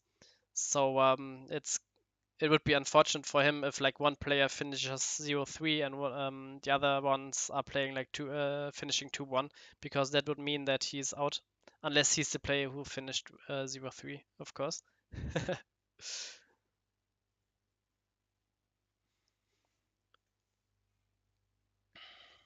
And yeah, after the round we will switch to the standings real quick to see where it would be interesting to spectate.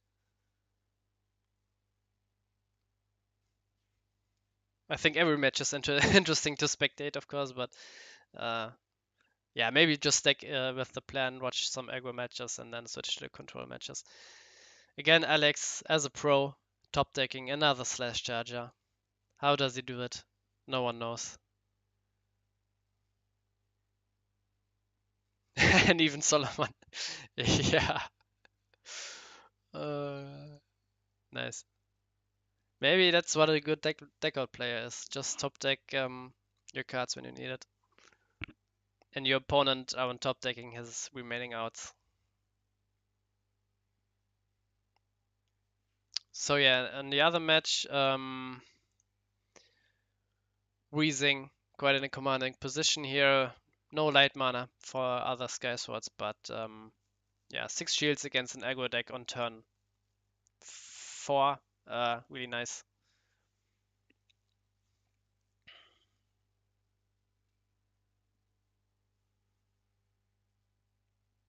So now Solomon. What did I want to say? Fal and Solomon? I don't know. Solomon searching. Maybe Soul Swap. Meanwhile, it's going back and forth. Plague is being played really good against Pincer and Blossom Trap, of course. So let's see. He decides to keep the Blossom Trap because he will lose 2 mana. So against the mana burn deck, you don't want to get too far behind here. This is pretty, yeah, doesn't matter. Aquasurfer gets charged next turn anyway.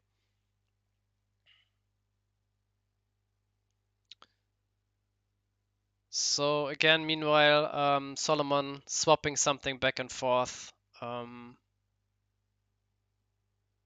Yeah. How does Alex do it? How does he do it?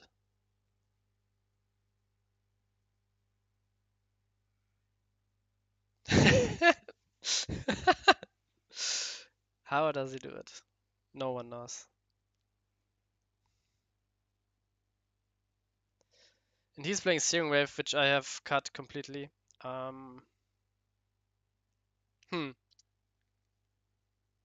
Oh, finally Fortress Shell. Let's see what he burns. Belix and Aqua Skydiver, yeah, getting rid of the light cards. And now, yeah, he can start attacking. No, maybe. If he attacks with Phobos and Far, you don't threaten lethal next turn with 3 attacks. So I'm not a huge fan of attacking right now.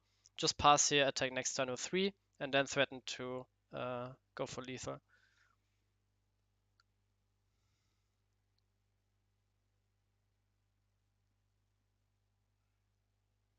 He attacks, which I don't agree with here at all. And again, we saw here a slightly pause from Alex, so maybe a burst shot in the first shield. I would not be surprised if we see a burst shot here, unless he wants to have like light mana. Yeah, he wants to have light mana. But no play. No play. So Basic Zeal here. Um, how does he do it? What is going on in this game? Every player is like, I don't know, top decking the cards they need. Maybe Solomon is a secret German too.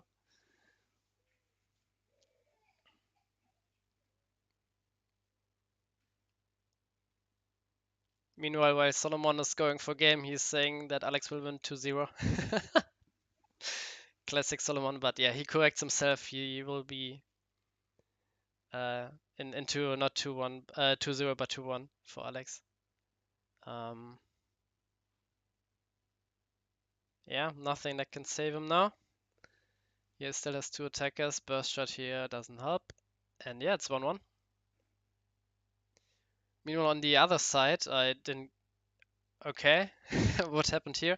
I was focusing on the right matchup, the matchup on the right, and now on the left, Pitikman building a board which we know Fortress has quite a lot of difficulty dealing with. No mass removal. Um,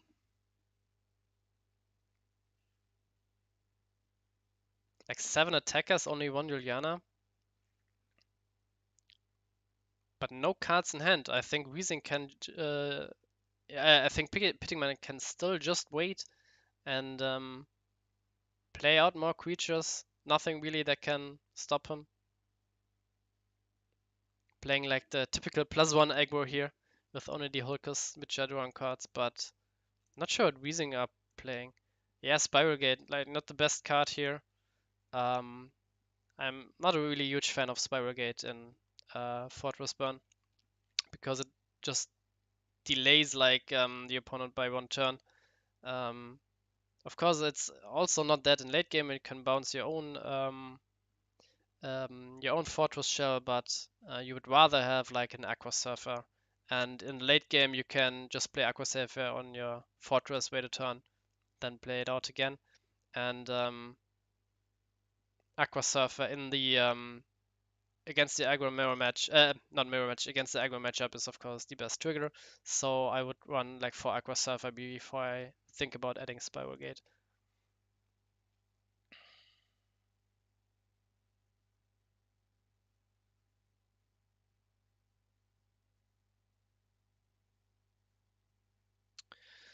So on the right side, Alex going for an energy stream and then Fall for energy stream. So Solomon needs a Sky Sword here so he can raise to Lost Soul better or get there first. So Alex can play energy stream but still would lose it to the Lost Soul. But again, no darkness mana from Solomon. So I would like to. Didn't he charge anything? What is going on? He wants to play one Cranium Clamp or something? Okay. But no darkness mana. Hmm. Still no darkness mana. Why would you play one Cranium Clamp when you don't have like follow-up play? Or do you have something? Oh, okay, okay, okay. Okay, that makes sense. So get out like Ice Vapor, I would assume.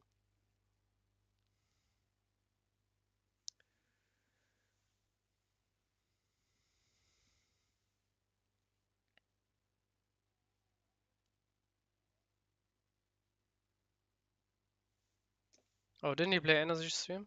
Um, oh no, he did. Okay, okay, okay. He charged Energy Stream and then played Clamp. Okay. Yeah. Meanwhile, on the other side, it's I don't know, like a stalemate or hmm. Ah, he started attacking. Okay, let's see what happens here. He needs to dodge like some terror pits until pins. Okay. Okay. Hmm. Happens.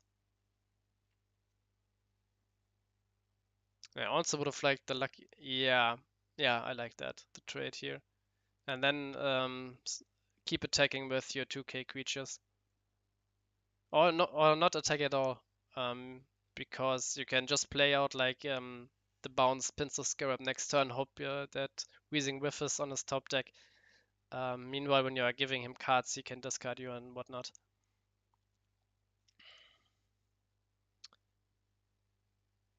So what happened on the right side?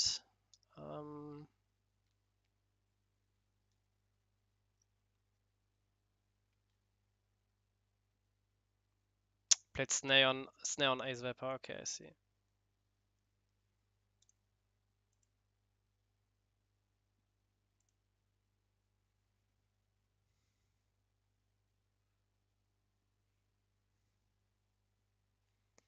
How does he do it?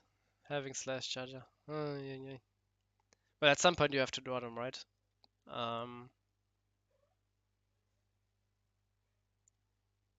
But again, no Darkness mana in Solomon's mana zone, so not the best here. Getting rid of Corpse Charger. Is Solomon not playing Morbid Medicine and have cut it for Corpse Charger? That's like really bad. But maybe he's playing Corpse and Morbid Medicine. But again, he's playing three Ice Viper. Not sure what else he would have cut, like in Searing Wave and so on.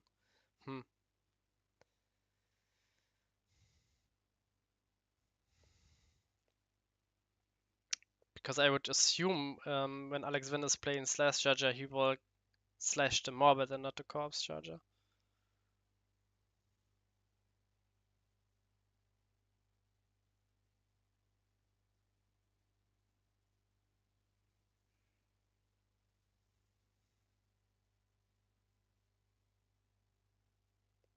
Yeah. Now he gets into like the Fortress swap position, which is quite nice here. Like getting rid of the water and light mana with one Fortress. It's nice.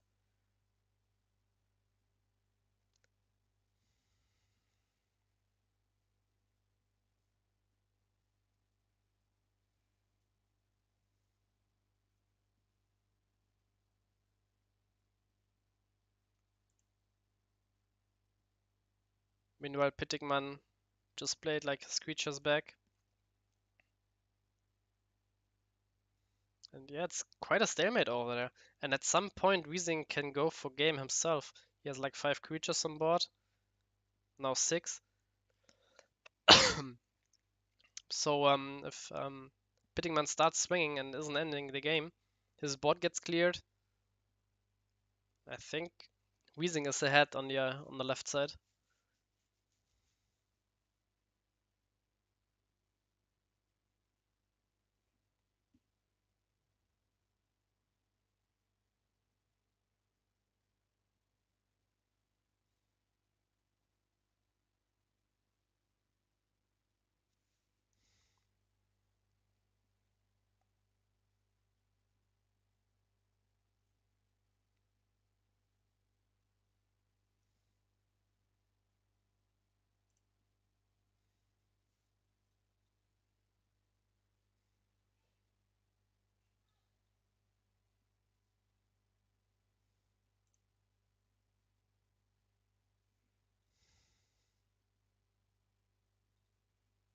Yeah, on the other game, we see like 3 surfers and oh my god, uh, 2 spiral gates.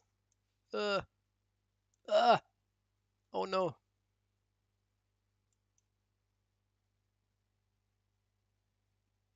Yeah, so if he's on like 4 surfers and then we don't know how many spiral gates, if he sees another surfer, he can go in my opinion.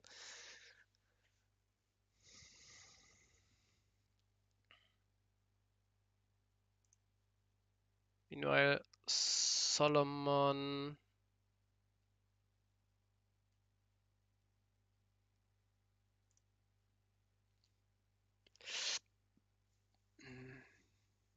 Yeah, just discarding his Ice Vapor a couple of turns ago really hurts him. No Darkness mana here.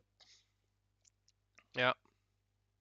Instead of charging Juliana, he should have charged the Ice Vapor on turn 4, I think.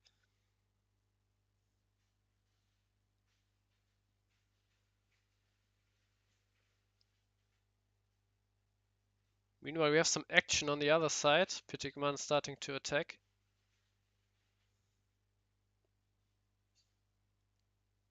How many attackers does he have? Like 4, right? Attack with the unicorn? Okay, that's it? Wow. Yeah, Fortress. What a bad deck. Your opponent just playing out like a couple of vanillas. You can't do anything. I'm joking, of course, but yeah. That's game.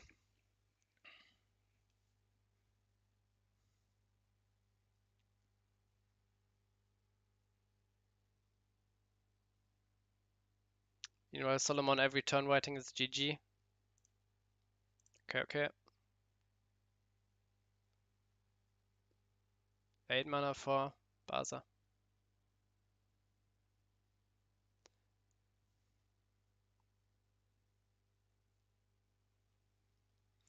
Going back to the Fortress, I really like, I think Defindo played at this tournament. He played like 60 cards Fortress, which I don't agree with, but he played with 4 Burst Shot and 1 Rebirth.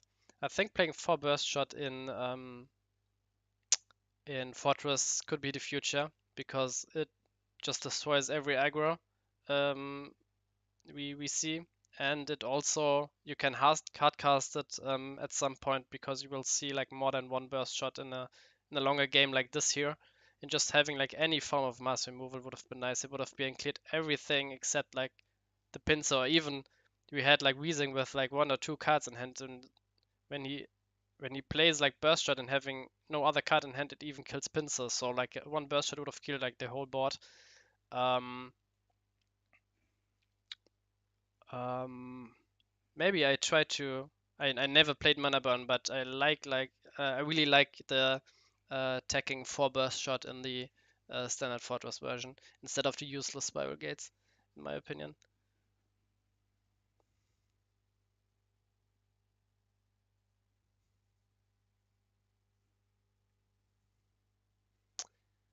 So meanwhile on the other side, Solomon fine in his fortress, keeping Aleks low.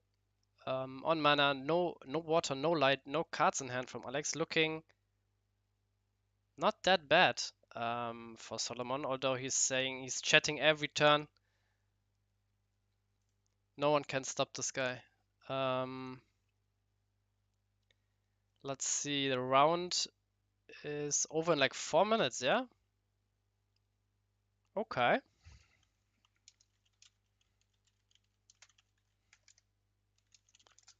4 minutes until timeout. I think it's the last game here, so we can go to full screen. There's timeout. Come on, come on, come on, come on, come on, come on. Come on, come on, come on.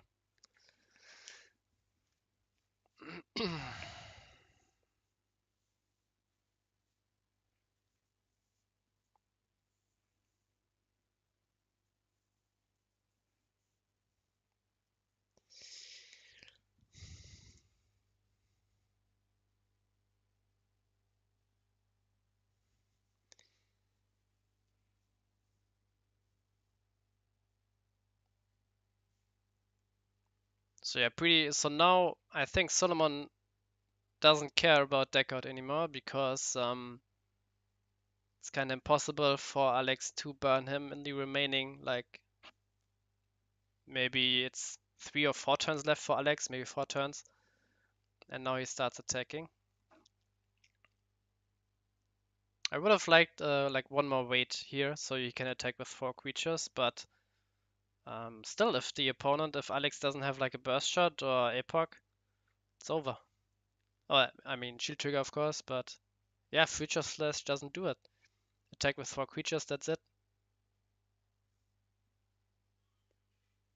And now that's kind of funny because in my opinion, if Solomon didn't know that there was a timeout, he wouldn't have played the Skysword and Brosnan Tribe because he was too afraid of decking himself out more, so he wouldn't have had lethal now.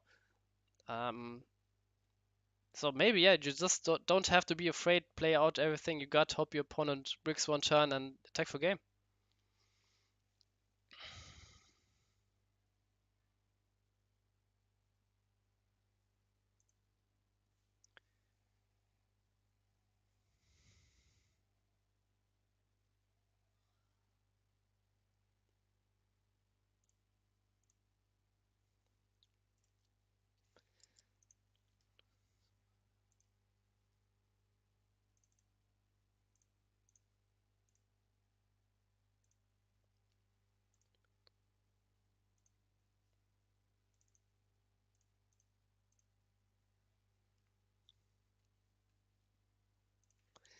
Many options, says Solomon with one card in hand. Okay. Belix for Soul Swap. Soul Swap Belix for Fortress, I would assume. Not Fortress, Phobos. And then getting like Rebirth, yeah? And Rebirth Loco for your own Loco.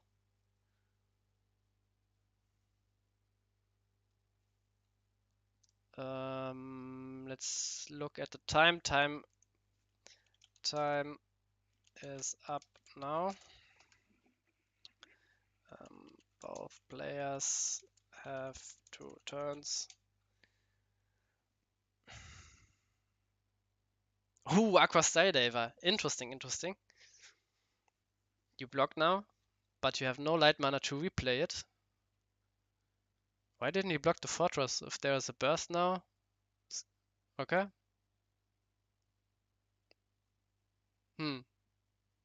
Yeah, that's GG. I don't see how he's removing like 5 creatures.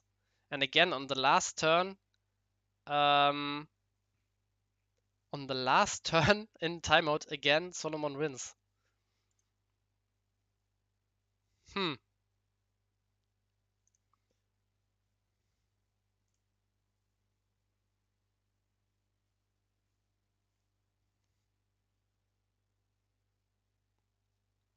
Yeah, and Halfar also saying getting timeout information helped him. I think so too, yeah, but every player should know the timeout rule. And of course, when you're playing a control deck, you should keep an eye on that. And yeah, that's game. So Alex lost 2-1. And Halfar 1-0. Okay. So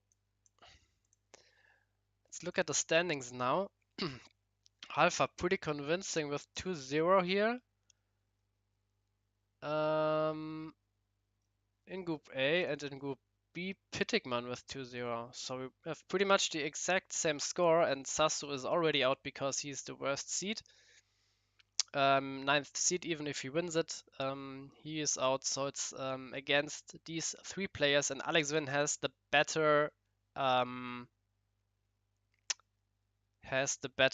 seeding. When we go like, I think, where do we sit? Participants.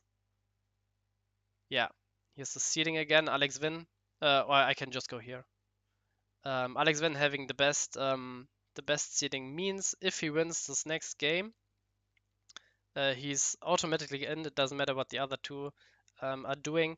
And with Pitikman, he's on 6th, 6th place. This means Modest and CVH both before them. So when both are winning, who's playing against whom? Pitikman is playing against. Let's see. Pitikman is playing against CVH. So yeah, when Pitikman is winning, he's again in, of course, if he's 3-0. But if he's losing, CVH is 2-1, Pitikman is 2-1, and CVH would be ahead because he finished in 4th place and Pitikman in 6th place. Okay, so we figured it out. Let's write the players. Round 3 is free.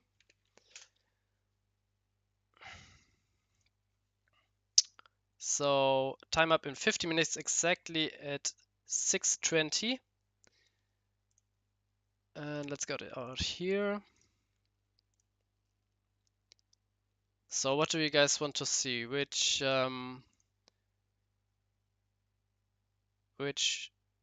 matchup? I think we just stick to the aggro matchup. So we have. I think we should watch Pitikman and CVH, in my opinion, because this really determines who's advancing.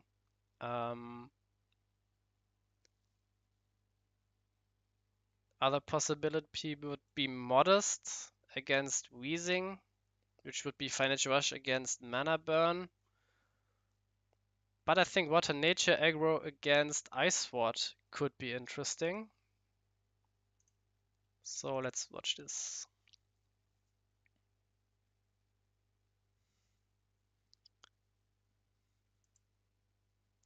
And again, we could do like the dual shit.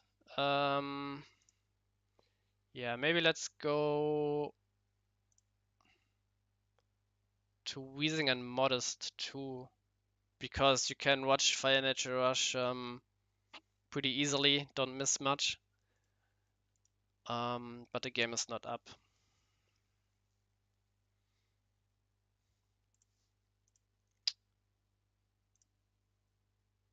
Let's switch this here. Yeah, Modest against Weezing means if Weezing wins,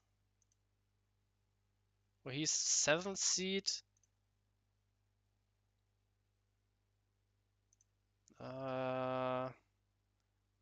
No, when Weezing wins and Modest loses, Weezing is still out.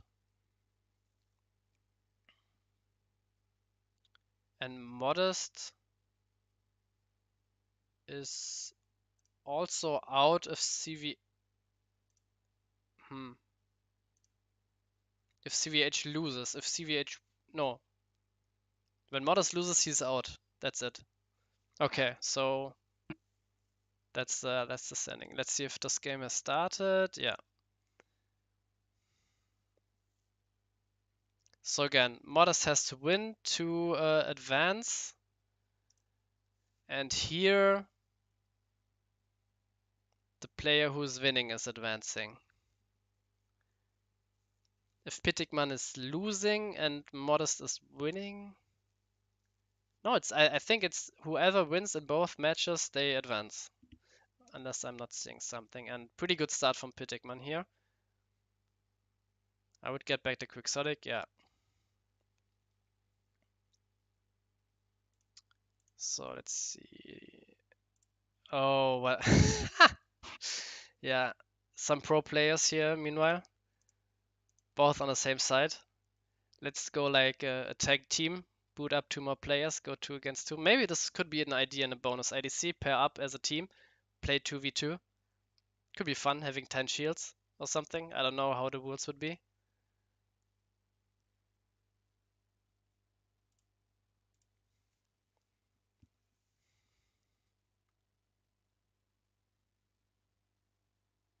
So yeah, again, maybe could have been argued for Brosam Tribe back, so he would have been stuck at 2 mana when attacking with Snapper Mosquito and not being forced to charge more. But again, Brosam Tribe, pretty weak creature. Quicksilver can get up to like 7k, I would assume, in the next turns.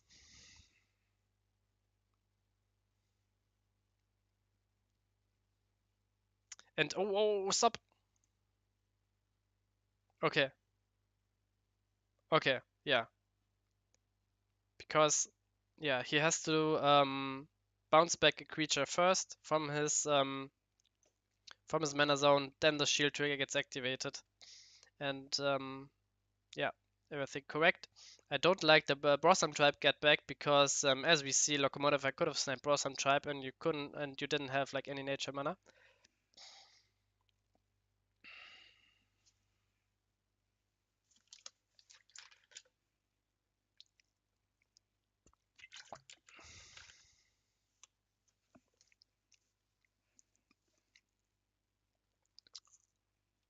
Another shield trigger.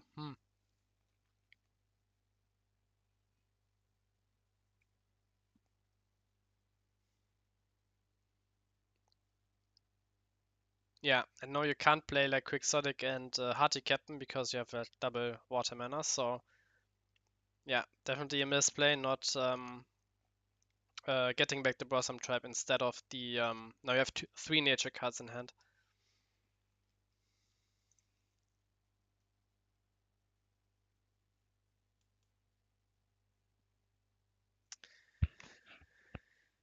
Ras can't hear anything. No, it's still group stage.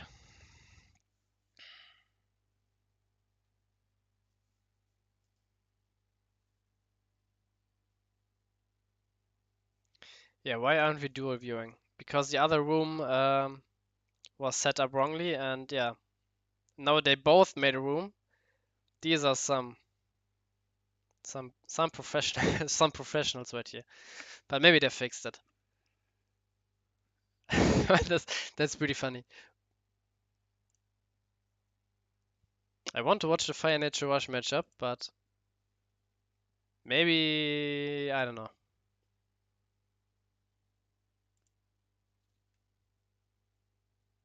So optimally here, CVH would play would charge a nature or light mana, play Sky Sword, trade into these two creatures, and yeah, see what's going on.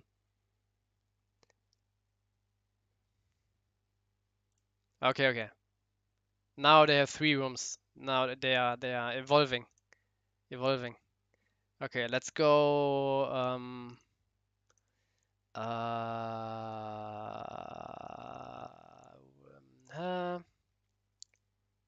Halfar against Alex, pretty. Let's go. Yeah, come.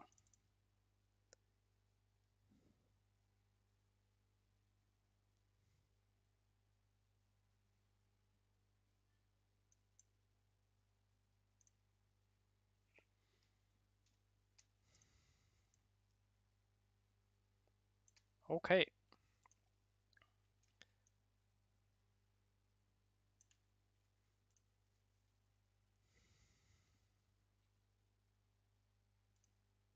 Okay, we tuned in at perfect time. 1-0, I would believe, for Halfar.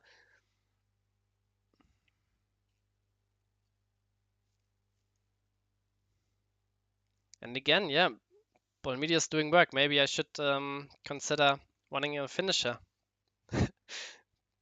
Sometimes your opponent doesn't have the Terror Pit.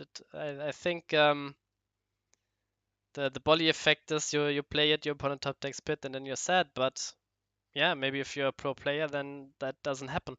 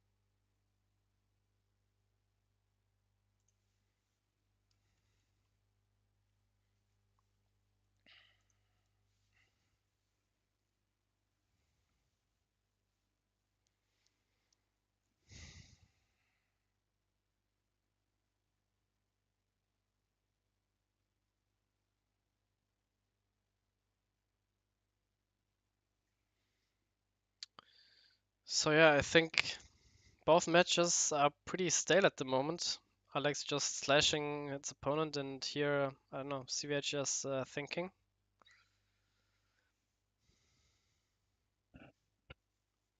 Bolmedius is a must play, yeah. Not sure. You're playing Cryptic and Bolmedius at the same time. I think one finisher is enough. You don't need really two.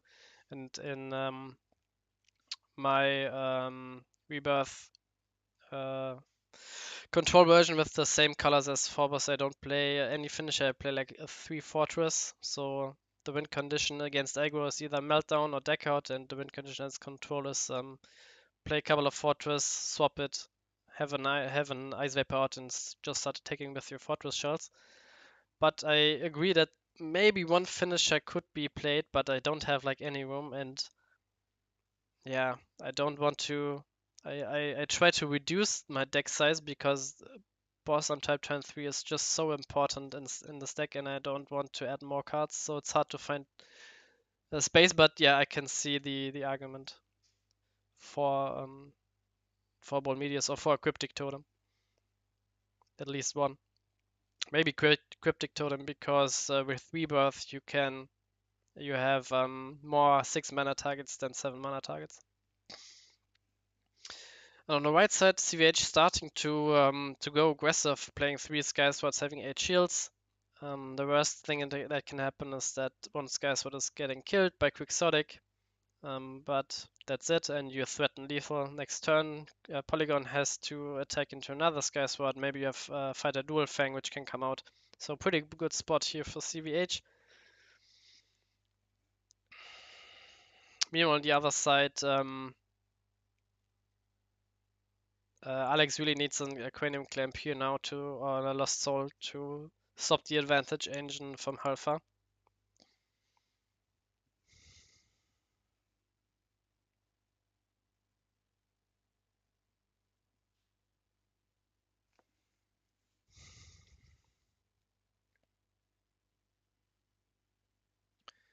And yeah, he has it with the Logic Cube.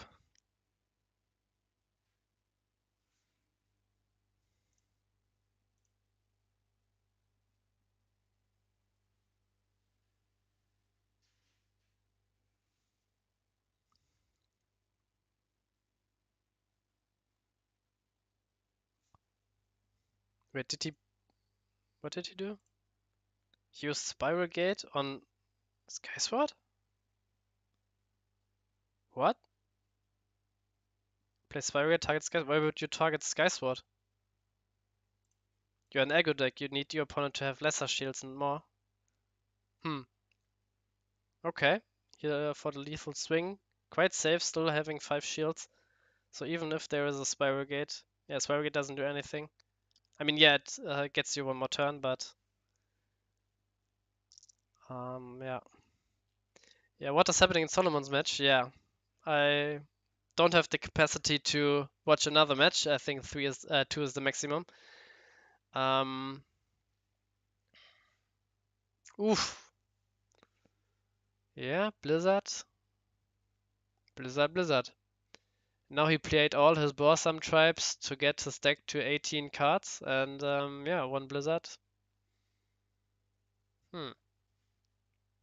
Does he have like a Morbid? Something? No, D-Gate. D-Gate for 4 was for Morbid? Bolmedius, okay.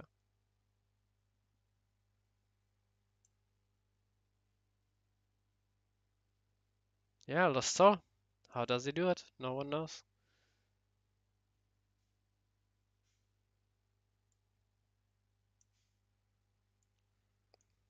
Yeah, maybe I would have liked Halfar to attack a bit earlier with all those creatures because yeah, one mass removal and you committed so much to your board and getting your deck count lower.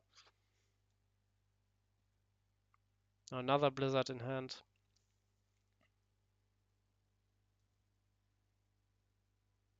Does he have like a Morbid here somewhere? No.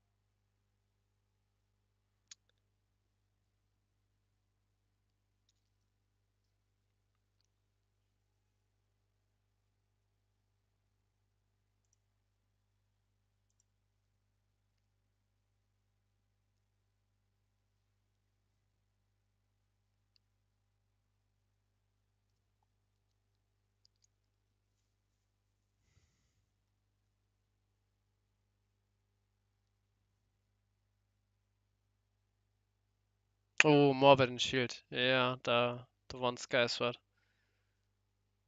Yeah, happens. Meanwhile, Pitikman like crawling back. I thought it was over.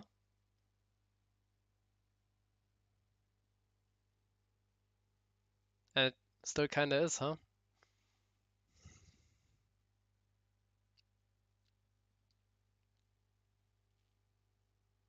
Yeah. Should we dig it didn't matter because this polygon couldn't attack. So yeah, 1-1 on the left side and 1-0 at the right side.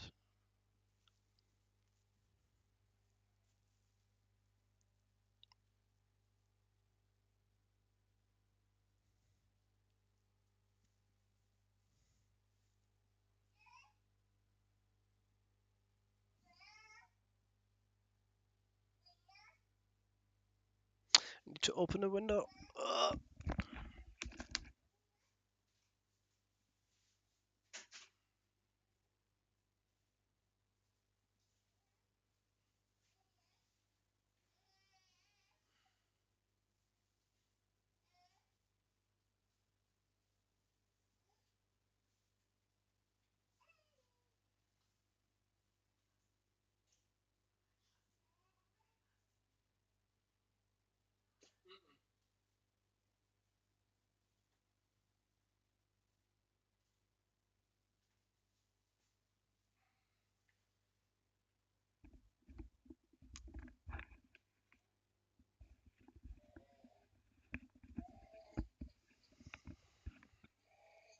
Okay. Still have like a sour throat because I was ill and maybe I'm still not 100% fit again. So taking like a candy drop now.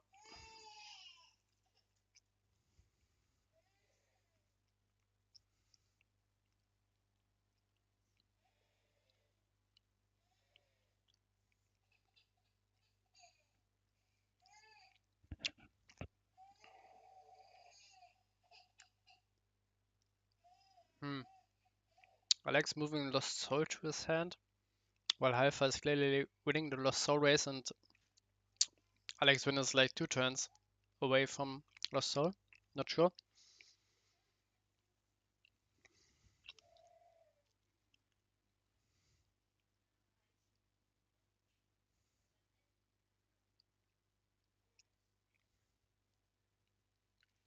But no darkness mana for Halfar. Maybe he's getting one now.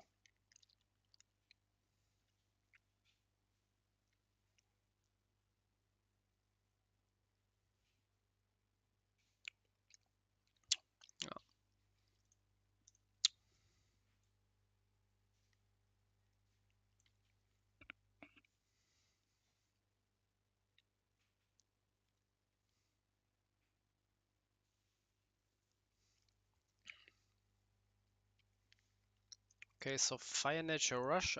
So Modest Duelist 1, 2-0 against Weezing.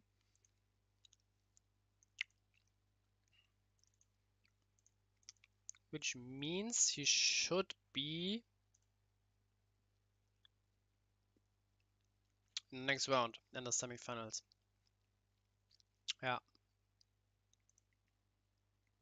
Yeah.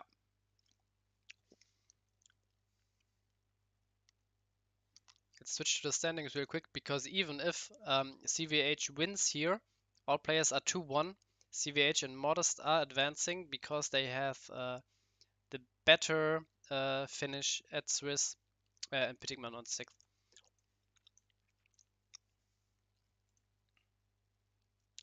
So Halfar having the Lost Soul now. He searched it, yeah? With searched it with Phobos.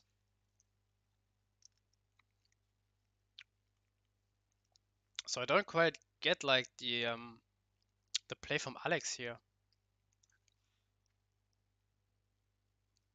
He charged Quantum Clamp and played Slash instead of like playing Slash and leaving instead of playing Quantum Clamp here. Not sure about this play.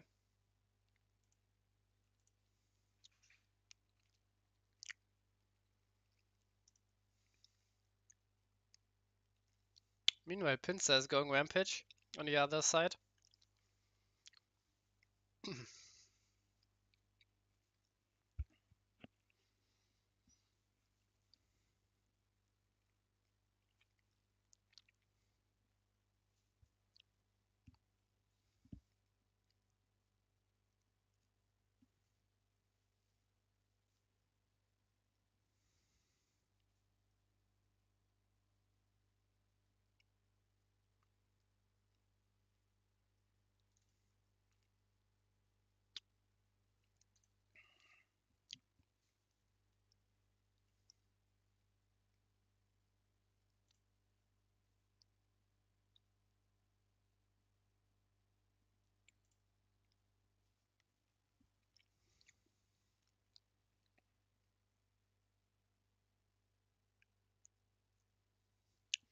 So Halfar played Forbos, Morbid and Grave. So D-gate and then D-gate for a finisher like Bolly. No, for another Forbos, okay. Wants to go more advantage here. Charging Aqua Skydiver. Not sure about this play. Because if he's going for Bolly, then you can just block every turn with Aqua Skydiver, and why do you need more mana? You already have 8 mana, so enough for Abazagazil.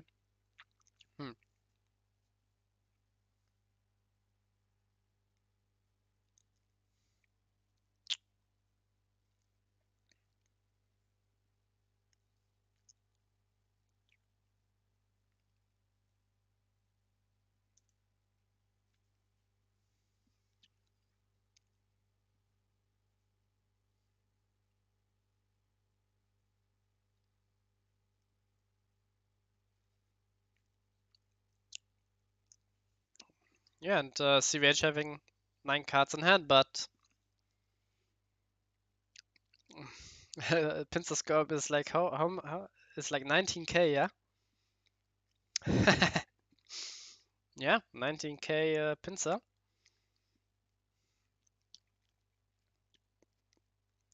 Who is Billion Degrees Dragon? Never heard of that. Pincer scope 19k, let's go.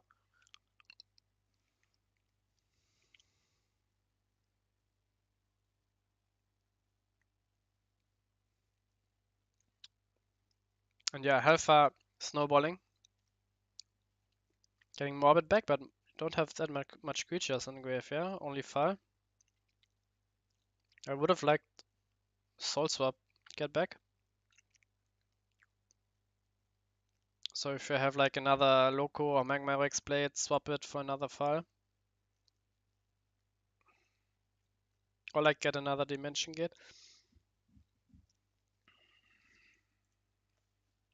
And meanwhile, Aqua Skydiver just sitting here, no plays. Yeah,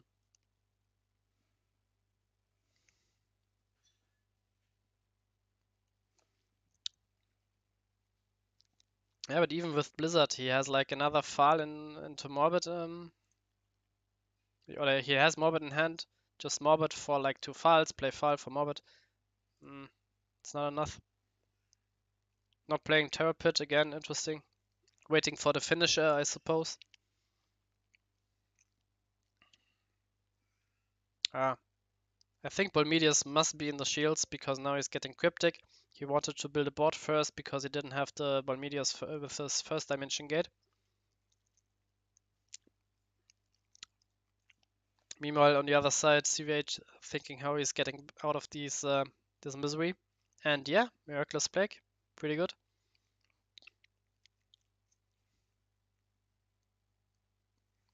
Now let's see if Pitikman wants the cards with Lucky Ball, or does he want like the heavy beat stick?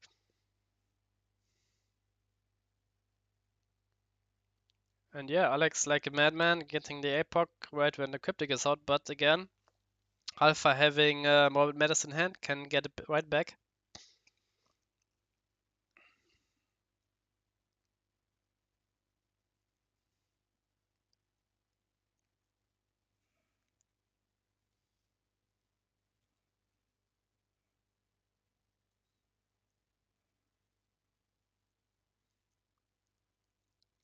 Yeah, same problem as last turn. And again, he's having like another Fall in hand, I believe.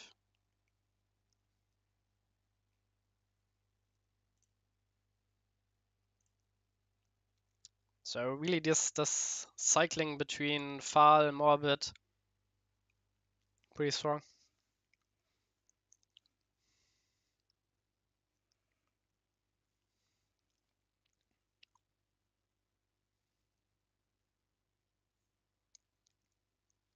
So Pitikman decides not to play. What did he get back? The pincer? Yeah. Now he's again pretty vulnerable for another plague. But with two creatures, one Skysword isn't enough for CVH.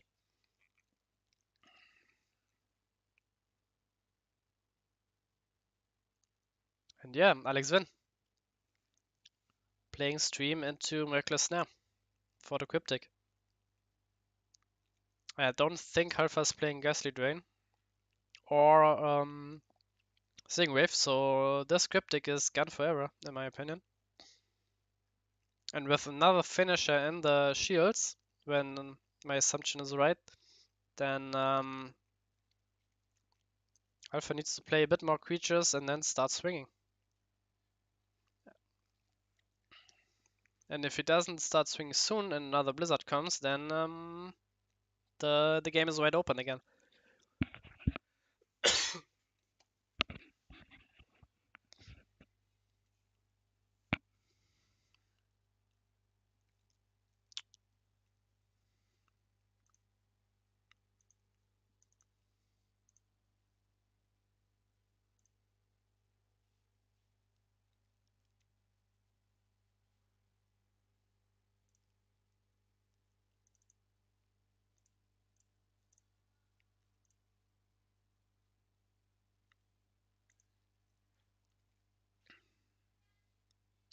Meanwhile, Sasu won against Solomon. But Solomon is second seed. So he needs... No, he's out. Yeah. Doesn't matter who's winning this game. Halfar against AleksVin. Both are advancing.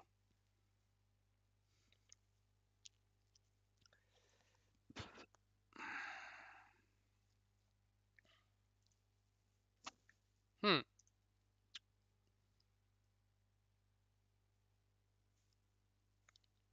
Yeah, Ghastly Drain would have been good here, but he needs to cut some cards for Rebirth, Magma Rex, and so on in his version of Forbas. So Ghastly Drain is mostly the first card which will be cut.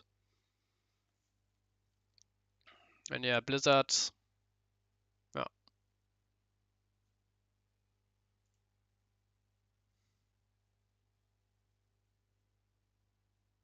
Does he have Morbid still? No.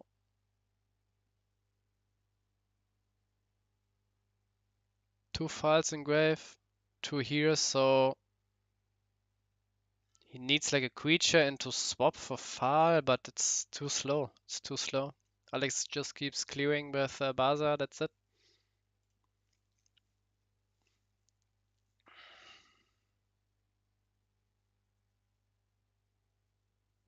Now he's getting... Yeah, maybe he should have gotten like... Yeah, the Baza a bit earlier. And yeah, he's... Yeah, yeah. Playing Baza just to swap it out for a better target. You love to see it.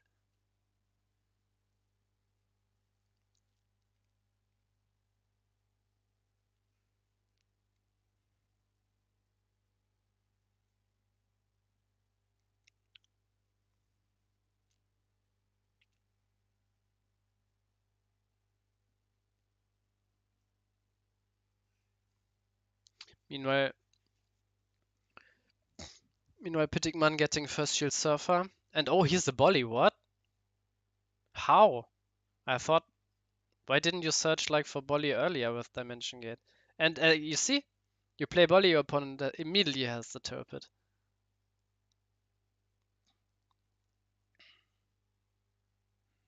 Yeah, kind of strange play here by Halfar, but I don't know. Meanwhile, Pitikman looks like that he is winning this game. Oh, wait. Soul swap onto Sky Sword.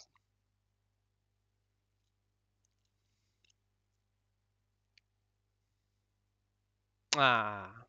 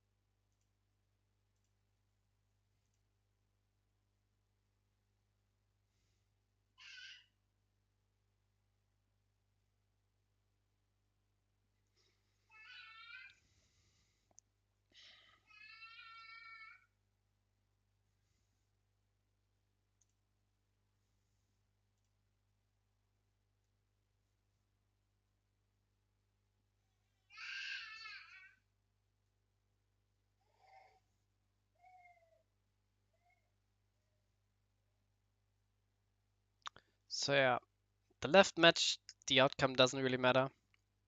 Both are into the semis, but the right match, Pitikman against CVH is kind of meaningful. Because if CVH loses, then he's out. If he wins, he's in.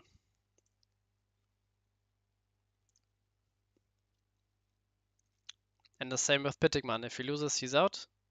If he wins, he's in.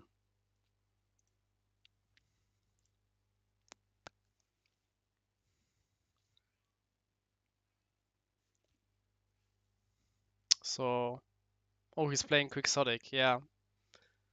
So we saw Emerald and Quixotic from CVH, a bit more tuned against aggro decks.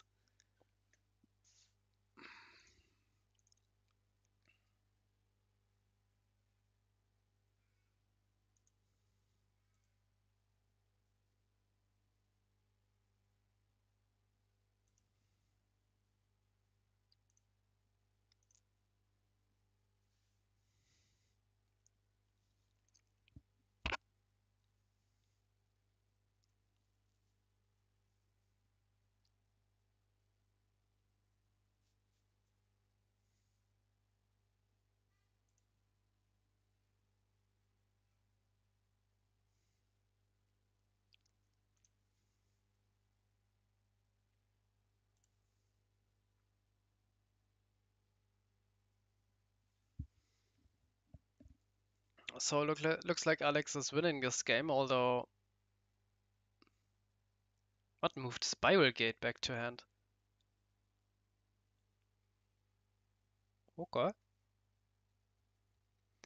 Why not Slash when there? I don't know. Okay. GG. Alex won 2-1.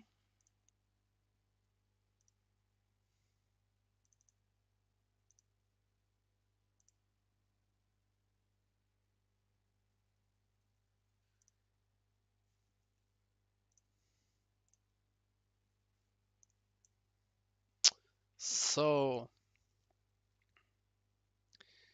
Gubei is finished. Sasu and Solomon are out. Halfar and Alex continue. And Alex is the first seed, so I have to manipulate these tiebreakers so AleksVin is first. So because in the Swiss rounds he finished first because Earth Power is not here, and Halfar finished here. So let's go like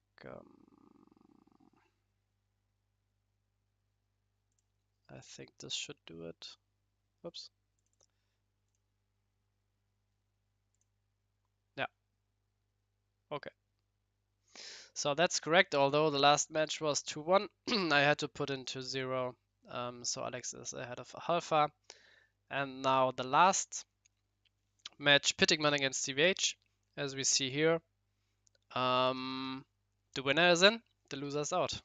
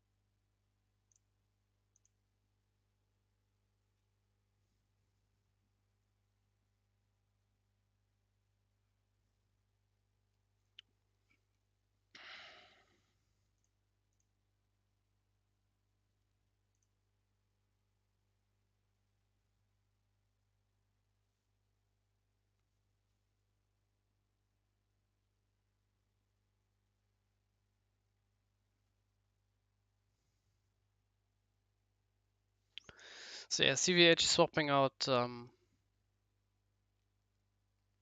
unicorn, the pincer for Hardy Captain. Reasonable.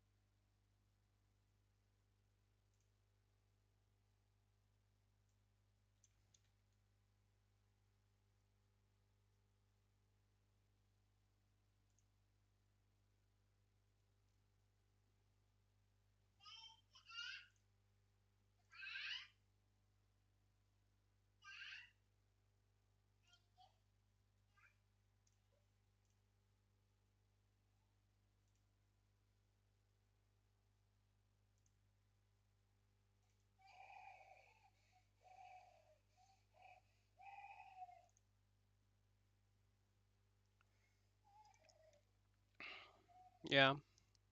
No tag of the sniper, pretty odd. Yeah, I could have gotten back the pincer. Play it again next turn. He has to hope that CVH doesn't have light mana for Sky Sword, but still, Unicorn is gone. He has light mana. Oh, that's great. Yeah, cooldown with Quixotic, pretty good combo. Not sure about the Fall. In Ice Sword usually don't have that many power spells which you want to get back. Yeah, Soul Swap, but you are playing 4 copies. Anyway, Reckless Plague. But you already have like 4 Vapors for Sky Swords, so 8 5-drops.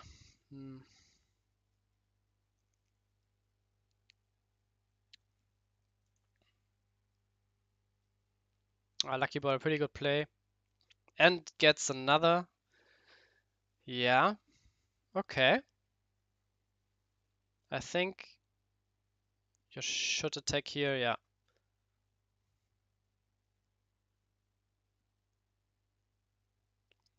Because yeah, play gets you anyway, and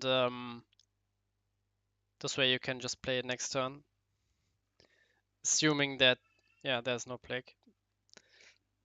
And still then you can still play it. But you usually get bounced like the 2 nature mana and only have 1 nature mana left. So if you have something like Echo Hookers and the other sniper, then it's perfectly fine.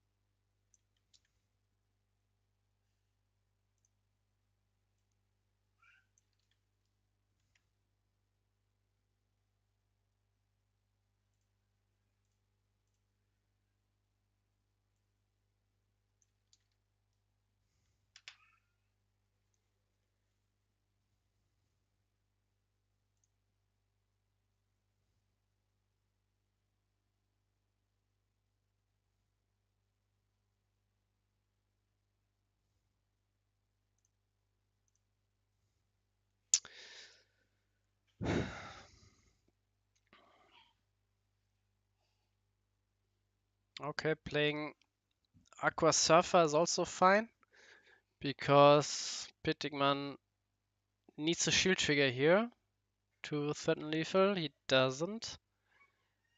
And now he needs to play like a unicorn fish on Aqua Surfer by himself and kill the colon with his polygon. Or if he has like unicorn and spiral gate, then he can attack the last shield. But yeah, pretty close one.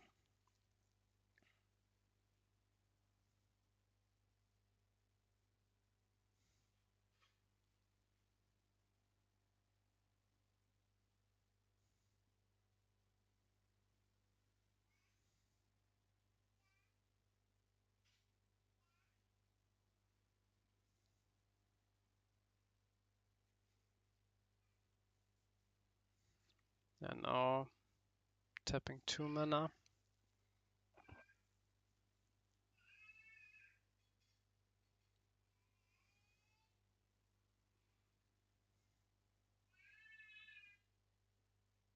Mushroom.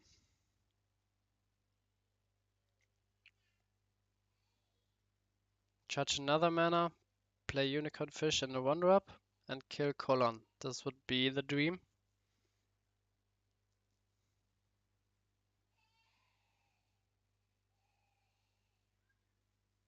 Okay, this works too. And now kill the colon. And then hope your opponent doesn't have Miraculous Plague.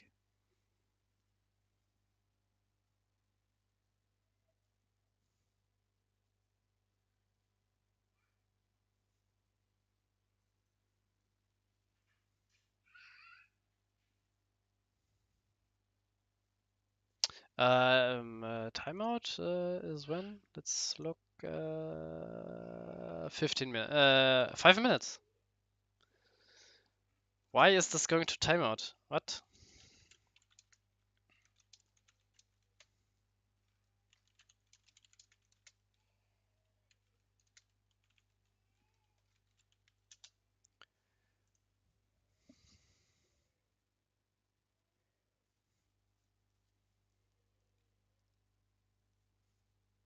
Ah, now he needs double shield trigger. Nope.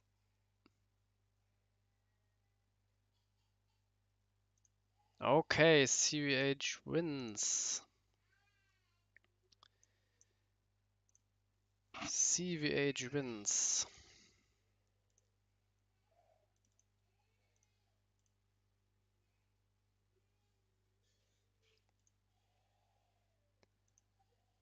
Okay, let's look at the standings.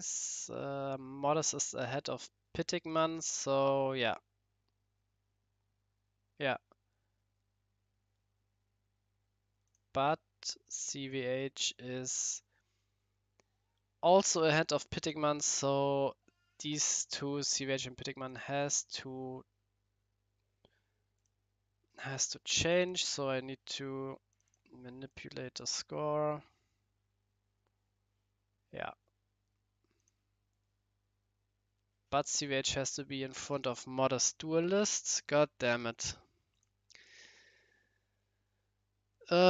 Which means modest just needs another win. CVH needs another win. Let's go here.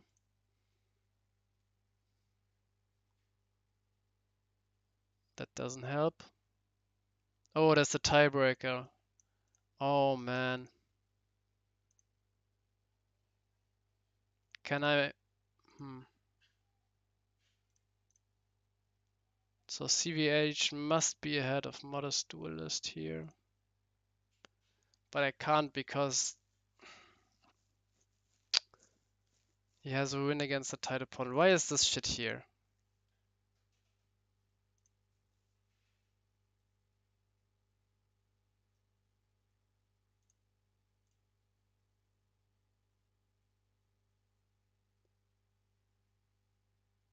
Why is there a fourth tiebreaker? Explain.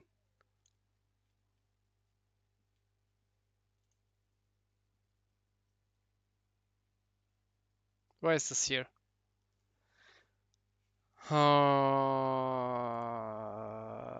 CVH needs another win somewhere. Or Modest needs a win less. Like this? No, no. Ah, help me. Um,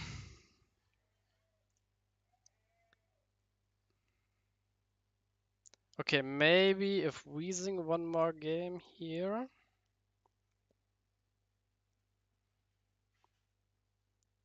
Then there's still this tiebreaker shit. Mm,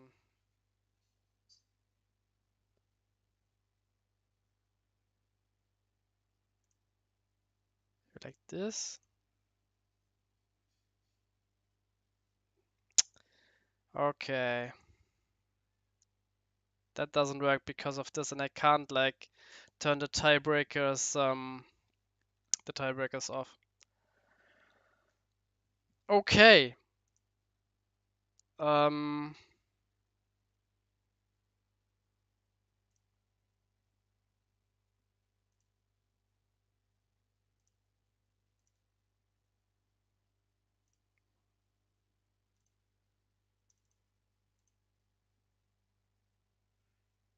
and yeah, yeah, yeah, yeah. Okay. Okay, that's it. CVH Modest, both to 1. CVH Modest, and top is Halfar, Halfar. Haha. And group stage. Okay, we will continue at whatever time zone you are at, like X25, and then the final stage will start. So 6 minutes break.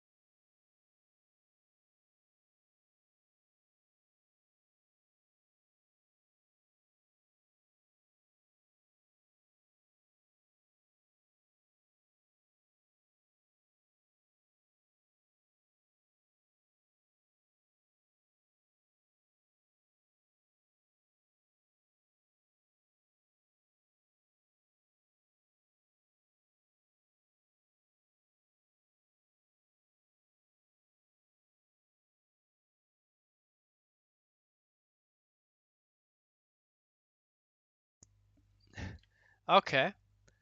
I had my mic muted. I'm back. I'm back. Yeah, I was talking for like 5 minutes, but no problem, no problem. Um, first time live streaming. Yeah, some people were complaining about um, the tiebreakers. Again, the tiebreakers are the placement and Swiss. So as we saw in the group stage, I had to manipulate some scores so the tied players like AleksVin and Halfar were in the correct order, and also CVH, Modest, and Pitikman, who are also 2-1, are in the order of the Swiss round. First CVH, then Modest, then Pitikman.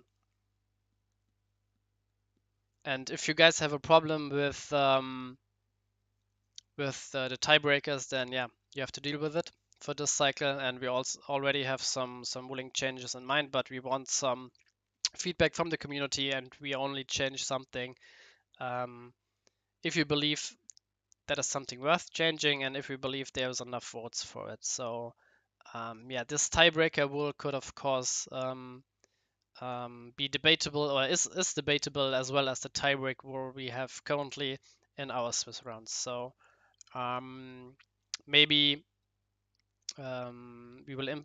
I think it's hard to implement like the tiebreakers from Swiss round in this group format because you only play against 3 opponents. So Buchholz would be pretty bad because in the immediate Buchholz system, which Challenge uses, the best and the worst score gets cut. So if you play against 3 opponents, 2 opponents get cut, and only one score from the opponent matters, which is yeah not ideal. Ideal, and also the tiebreakers wins against tied opponents makes no sense here. So we have to come with something up. Maybe points difference could be something which we also use as like the third tiebreaker here.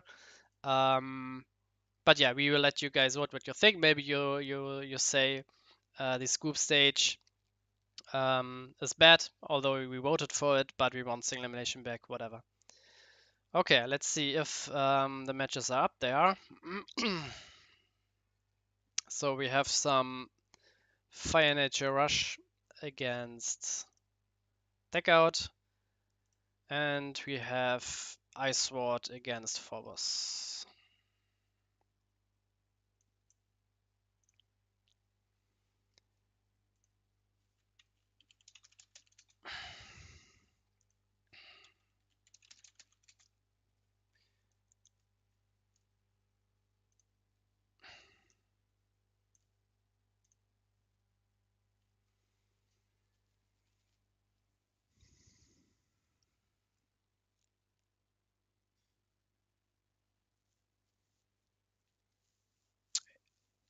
Yeah, Experience Writing has the rule tiebreak.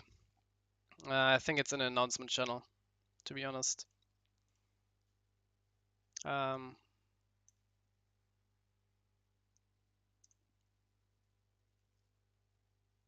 Pitikman writing in Discord, top 8 with double elimination will be the best. That's currently what we're using Championship IDC. That's why we didn't opt for for it for our newly format with the 72-hour cycle. We want CIDC to be different from the normal IDCs, and when we have double elimination in both formats, I think, yeah, it's not that great. But maybe we go back to single elimination. The problem there was that people are joining here on Sunday, losing one gamer, and go home. So yeah, also not something we wanted. So we ended up with the group stage, which also ended up with the most votes.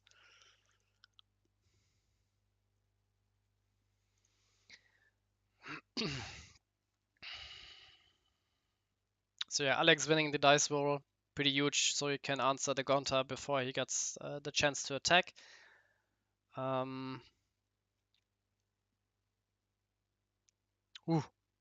there we see the spicy skydiver. Let's see what this guy can do. Meanwhile, on the other side, both players starting with Brosam Tribe.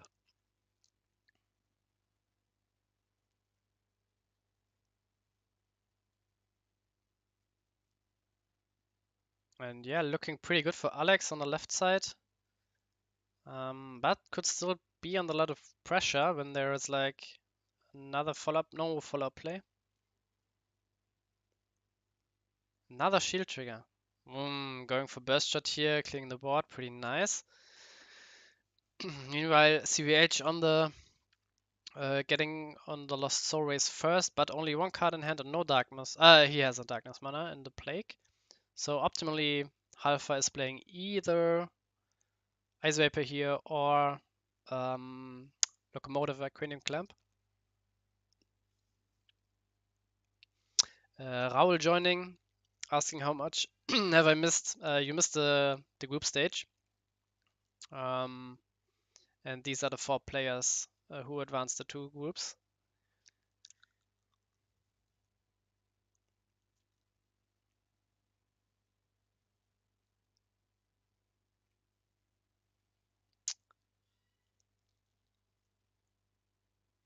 And Halfar not having... Yeah, but now Lost Soul for 1 card. Yeah, doesn't matter. But Locomotive matters. That was a nice play. Still leaving 1 card in hand, didn't charge mana.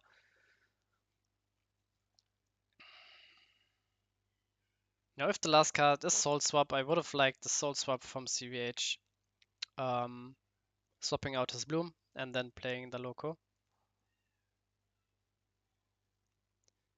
Meanwhile, Halfar keeping the board clear here.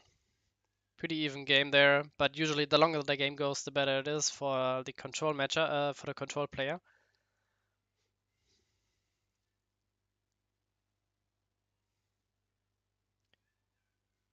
And Alex answering cards one by one, but still quite in a tough situation, but no. Another logic cube for snare, and then getting rid of Gunter.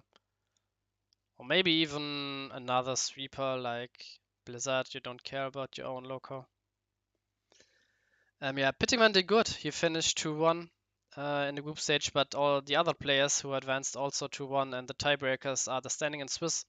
So he was out, unfortunately.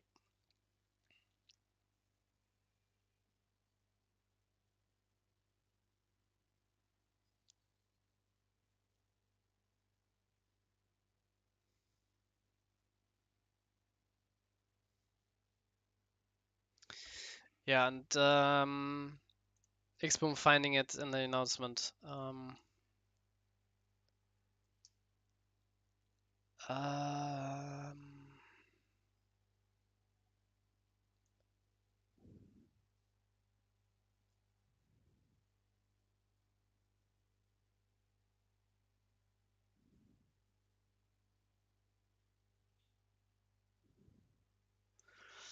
yeah, I need to copy it in the tournament guidelines.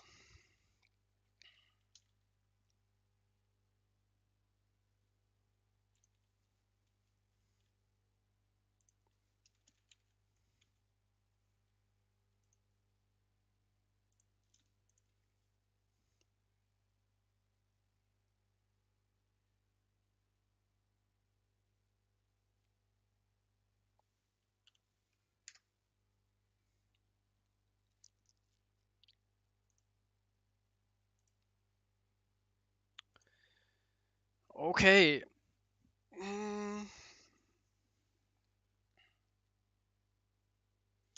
Yeah, now the Rush player getting Baza locked. He needs a top tag like just 2 speed attackers and that's the game. But Alex can still play something like Aqua Skydiver and then the next time Miraculous Snare on Skydiver if he wants. Yeah, now Future Slash, slashing out 2 speed attackers, looking good.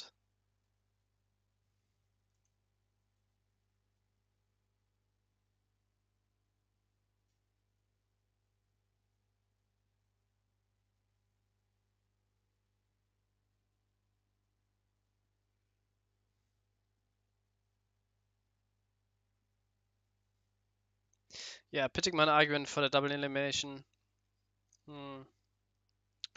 Yeah, I can see it. But as Xboom said, 13 people voted for the other thing, and maybe we can watch in the announcement channel what you voted for as well.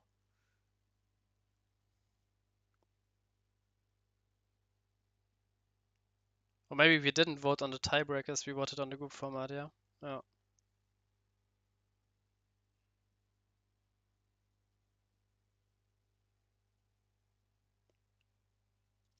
Yeah.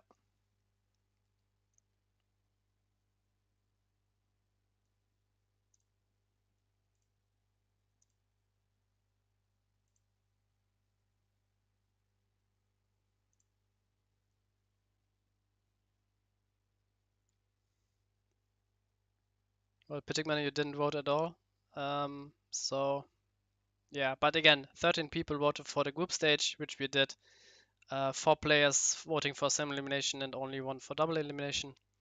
Yeah, as Xboom said, we will continue doing our announcements, our questionnaire to our community, and listen to the feedback.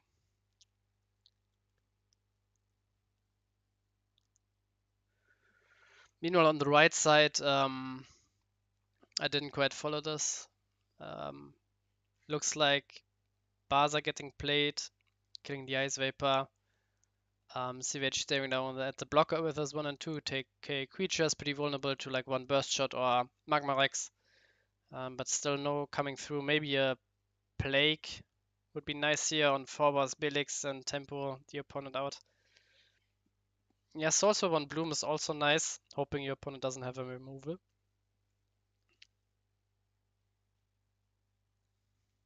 Meanwhile, the other game I think is pretty over. Alex slashing some speed attackers out of Modest deck, and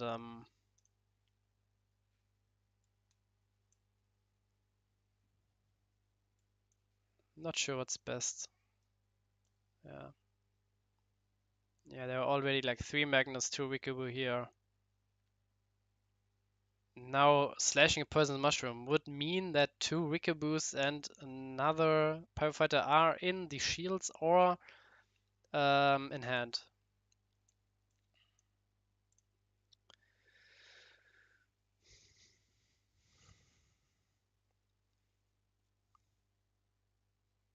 And now Halfar having the out with the Search Soul Swap from Forbos. And already in a decking out plan against CVH, which is kind of reasonable. But giving him 7 mana, which the deck tops at, so maybe saving CVH 1 more charge here, but the other options weren't that great. You don't want to lose a card. Maybe a bounce is risky. Bounce on Belix. Ah.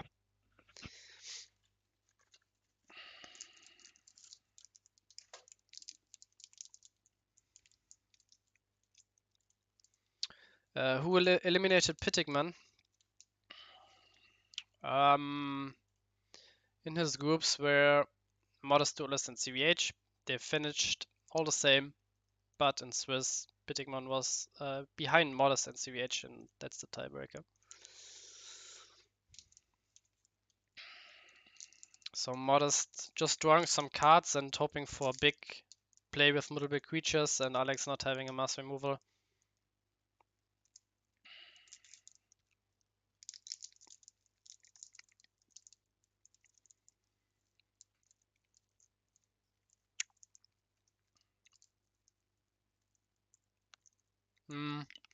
Meanwhile, CVH played 5 for Soul Swap but didn't charge a mana, which should mean he should have a multicolor card in hand. Maybe another Sky Sword. So he couldn't immediately play the Soul Swap for his Bloom again. And now we know Halfar has an Apoc on in hand, which should mean that he's killing like 1, 2, 3, 4 creatures.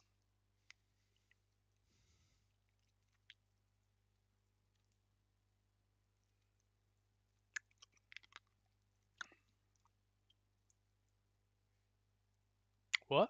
Yeah, okay.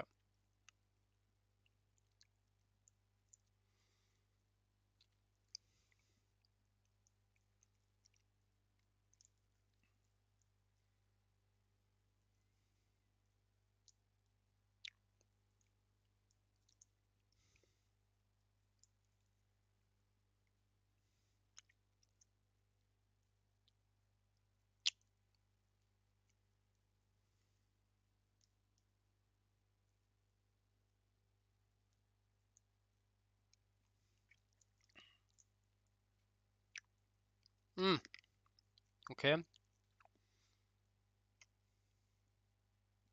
Still one card in hand. Maybe again the Sky Sword. Maybe it was the Ice Vapor and he didn't want to charge the Ice Vapor because it's so valuable.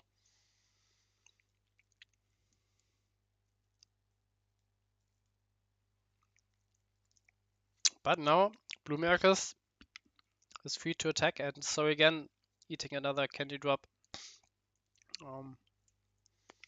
Yeah.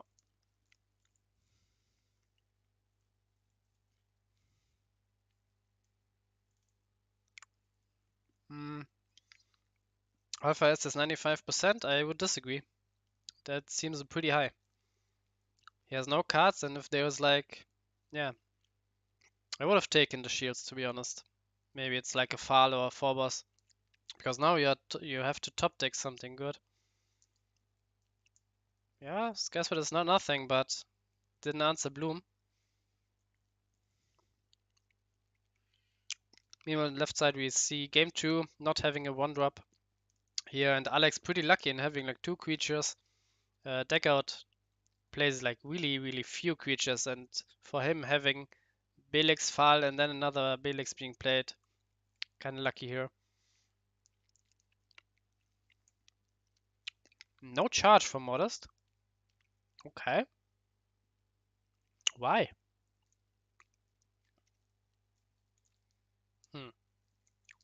Maybe like 3 speed attackers in hand.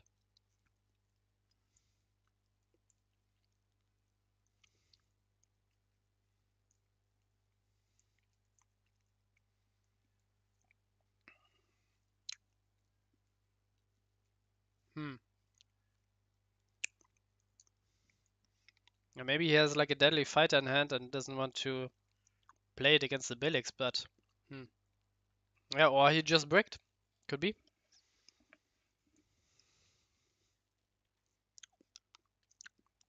Yeah, Halfar's favored, but not 95%, maybe like 70 or something.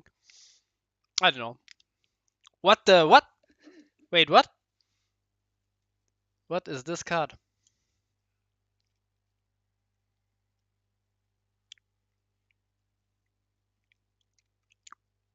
No effect.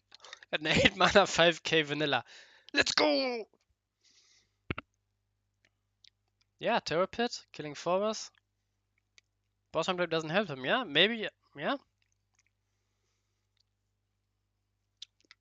Don't know where you would play this card. I think Hawkeye Lunatorn is the thing you would want to play in this spot. 6k double breaker and the crystal memory effect.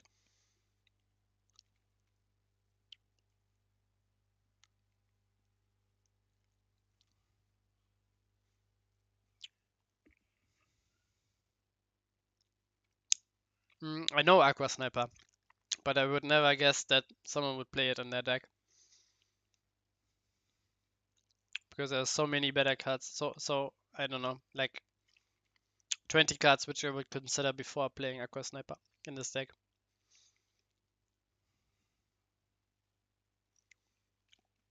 Meanwhile, Modest Duel is still at 2 mana by turn 6 or something. What did he have in hand? Arrows. Speed attack. Yeah, he didn't want to play a Deadly Fighter, huh? Against Billix, but you just can play it, attack, Billix blocks, and you kill the Billix with your Gonta. And now you're getting Baza locked, opponent 2 shields, 1 card in hand. Yeah, that's GG, I guess. Oh, Loco. Oh, and that's game, isn't it? That's game for Halfar. Lol.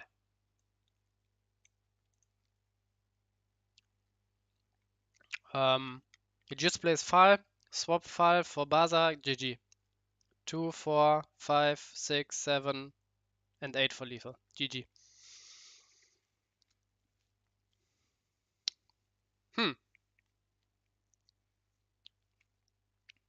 Unlucky.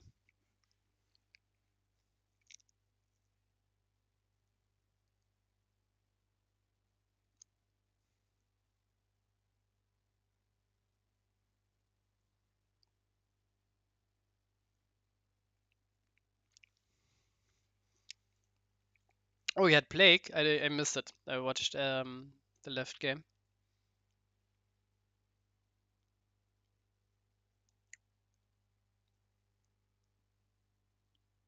When did he play Plague? Or didn't he? Claude.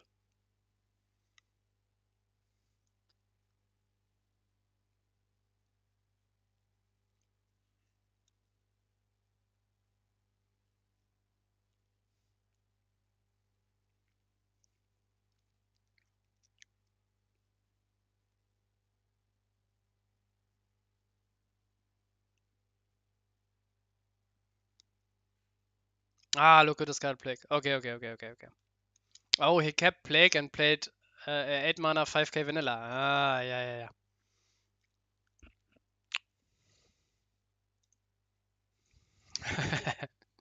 Oh, he played Bud.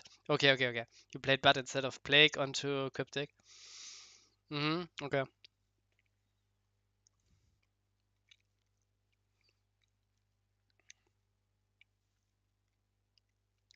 So Modest maybe not even out. If he's playing like, yeah, Comet onto Trash Crawler, then like Speed Attacker. Still a small margin, but 3 Speed Attackers out, 1 in mana.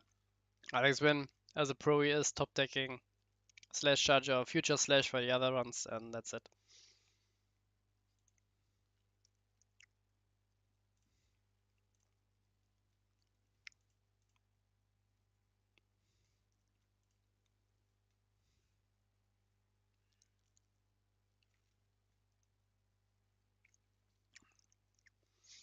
Julius saying Icebreaker, what do you mean?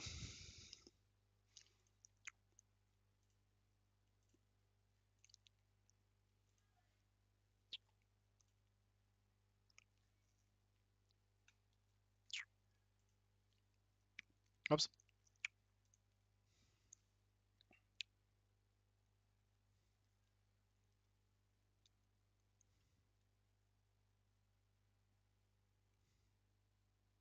Yeah, Cryptic Totem, definitely a dangerous card, should be removed. Especially when the opponent has like 3-4 creatures on board. Yeah, go next.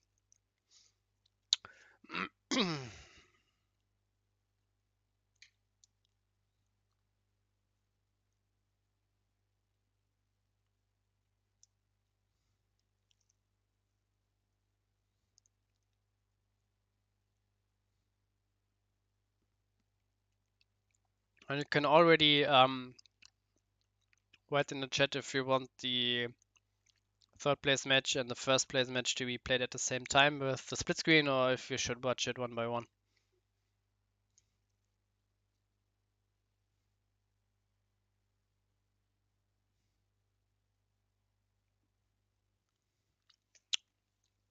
Okay, Modest conceding.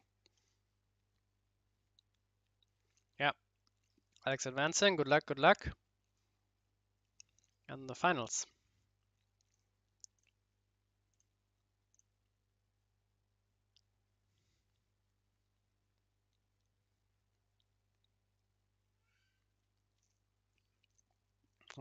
The stream is recording, so it will be recorded.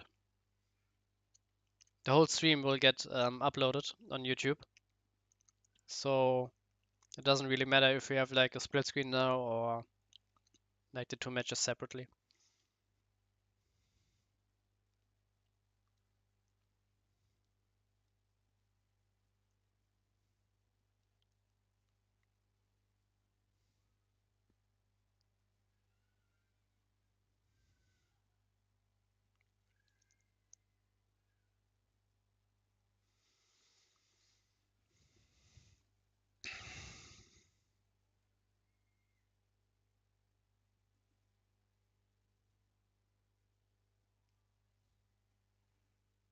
So Halfar doing the classic Brosam Tribe at home, playing Dimension Gate for Brosam Tribe and then turn 4 Brosam Tribe.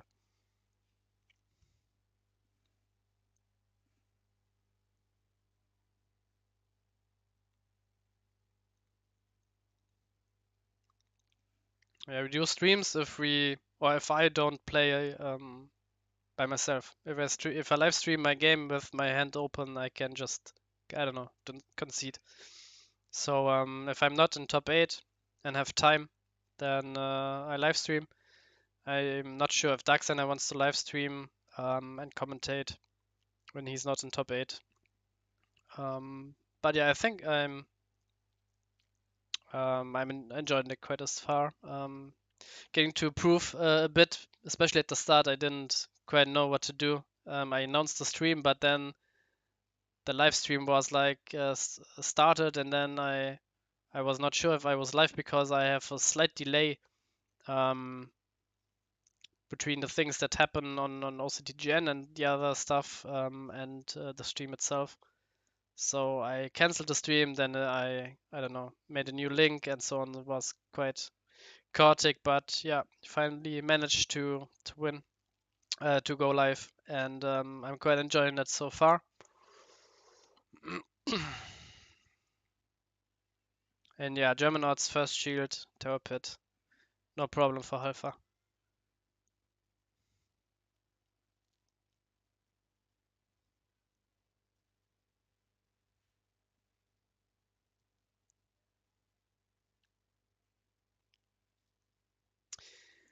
Yeah, we have like all the past IDC final matches recorded, but Darksigner is busy, with what he's busy. So can't quite blame him for not uploading.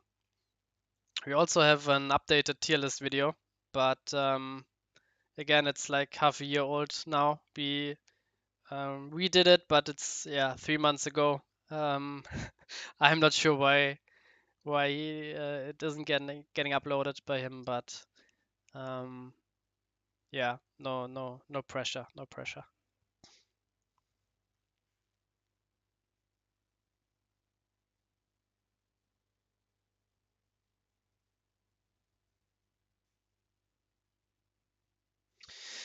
You're saying Alex breaks the shields just like icebreakers break the ice in the South Pole.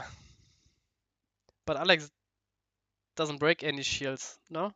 He's playing deck out, and icebreakers are breaking ice, no? Maybe he's like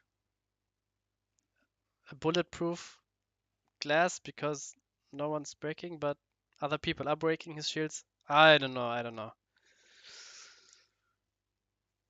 And yeah, Magma Rex killing Ice Vapor and Some Tribe.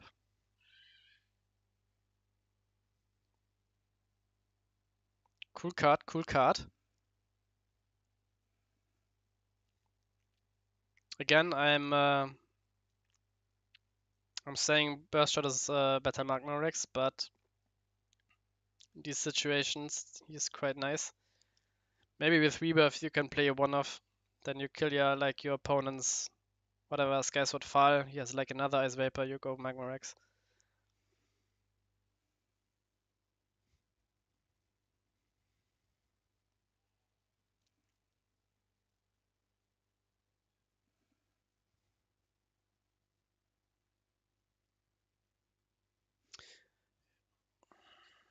Yeah, Ice Vapor made Magma Rex valuable, sure.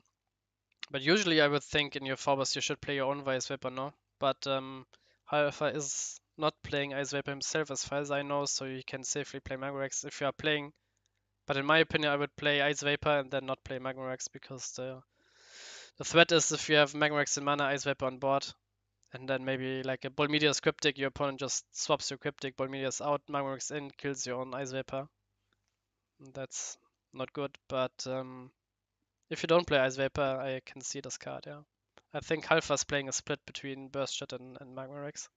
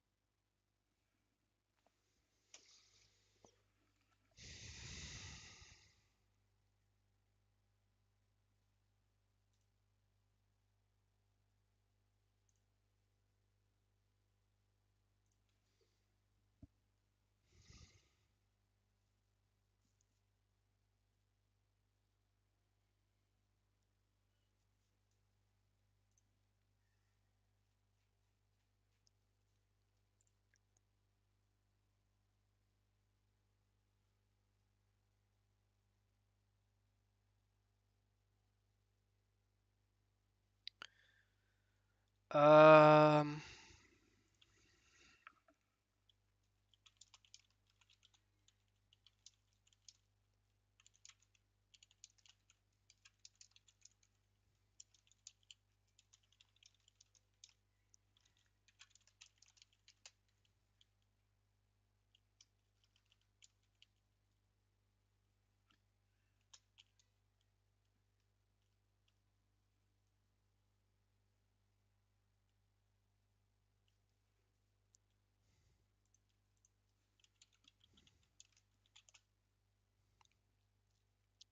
so it would be nice if Modest is playing his third place match as well and not conceding.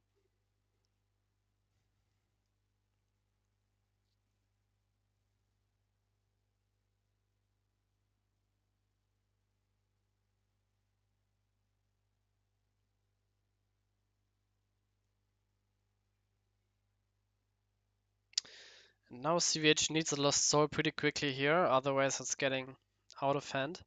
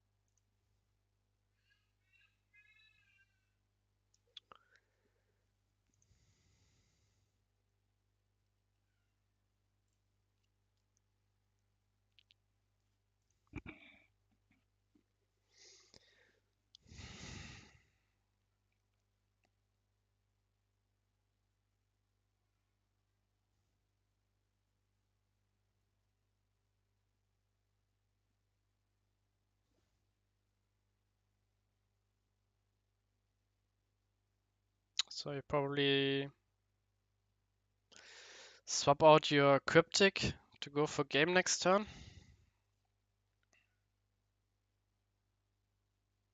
No dimension gate. Don't you have like double swap? One swap, two. If he searches for double swap, he can swap out like Cryptic, and then next turn swap Baza, break 5. Yeah, yeah, it's not enough already. Yeah, okay. Yeah, he just needs a couple more creatures. Yeah, and then can go for the swap Cryptic play. Again, CVH needs a lost soul here. Next turn, I think the door's closed. I think he needs to have it right now, which he doesn't. Maybe sniping with Loco. That's not the target you want.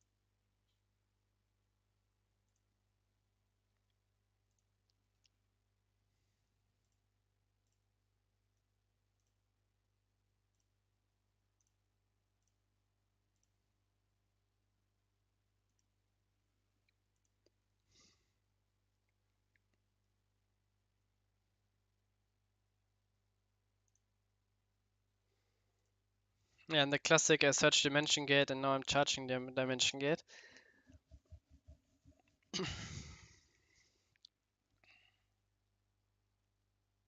Now triple search, I would assume 2 swaps, but if he's only searching 1 swap, then the other one is in the shields.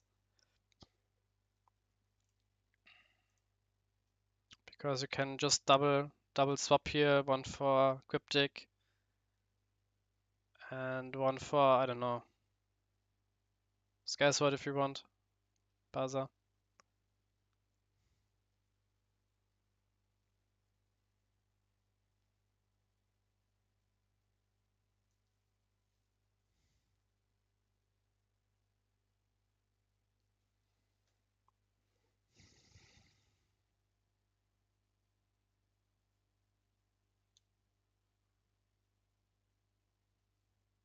And yeah, only searching 1 swap should mean that the last one is in the shield. Oh no, there's the other one. He had all 4. The whole squad, the whole squad. Now for Cryptic. I mean, if CVH has like Blossom Tribe into Nature Mana into Fight a Dual Fang, then it's still not enough. Needs like a Miraculous Plague here.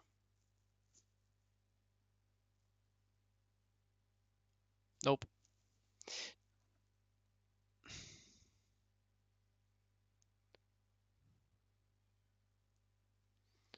But now all 4 swaps are in the bin. Already 2 files. He needs like a file. Swap for Baza for game.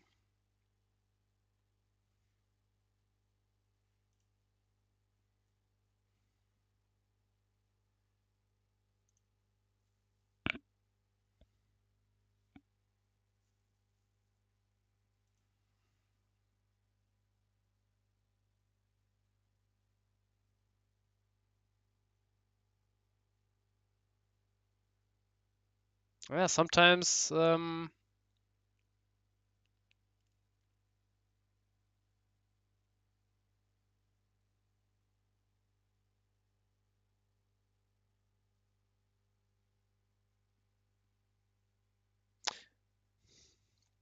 sometimes Ice Vapor works against you when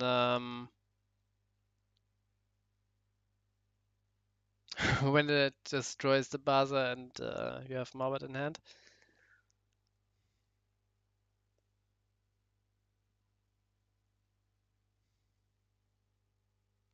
Attacking now. Why not wait for Baza next turn? Ah, you don't have enough mana, I would assume. Yeah, you do. Next turn you charge the card you draw. Play Morbid, you have 12 mana. Discard the Blossom Tribe, which you also get to Ice Vapor if it would be here. And yeah, destroy mana that you already tapped. But again, CVH needs a miracle. He needs Plague, which only delays like a turn. Yeah, it's GG. It's GG. So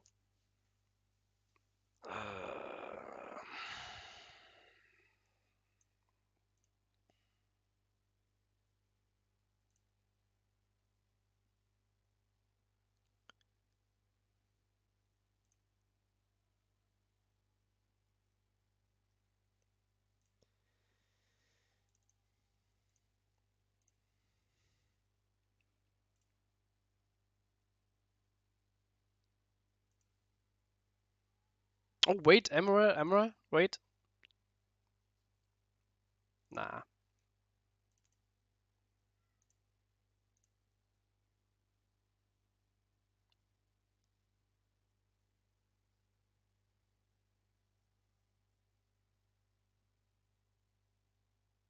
No, discard.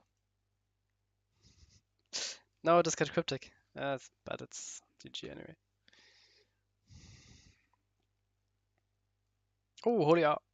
Ah, no, you don't. But why do I think that Sea-Rage is having Ice Vapor? Just because the deck is named Ice Sword. Yeah.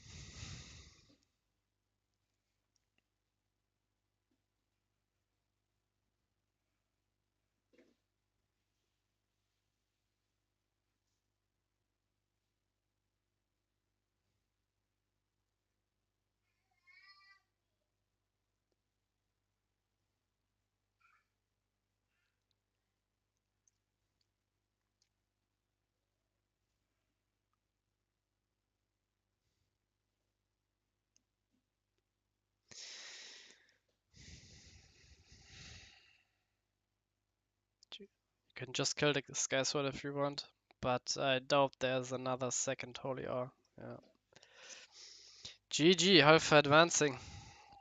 So we have Halfar against Alex in the finals and Modest against CVH in the place for third.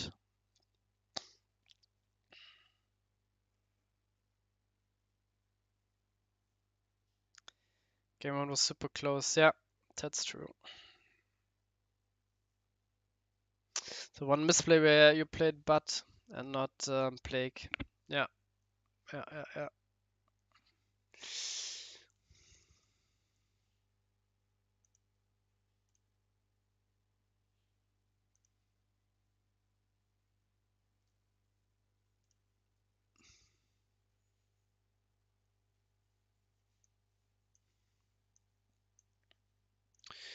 Okay.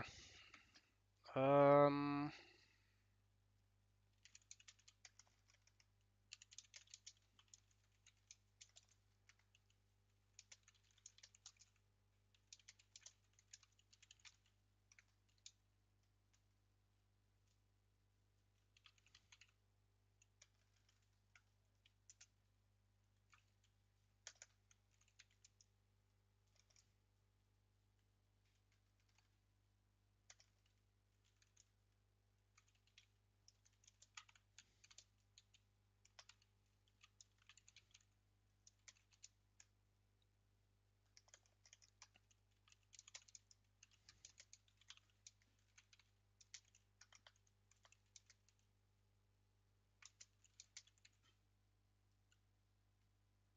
do we want to give them a break? Nah.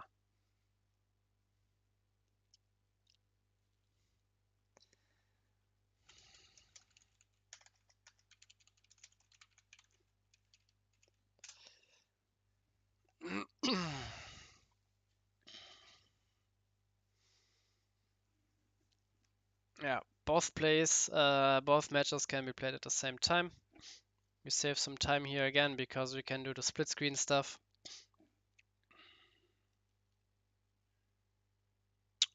Because Alex against Alpha could take quite a while.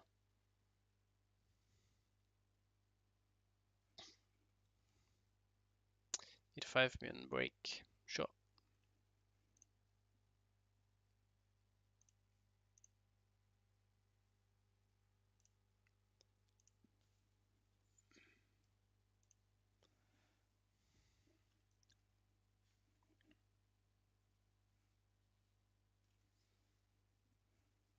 Yeah, just start as soon as possible.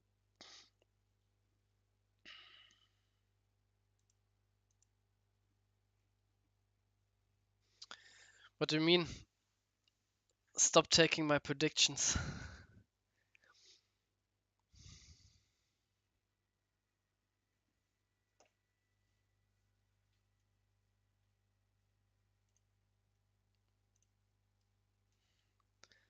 Should we do another announcement?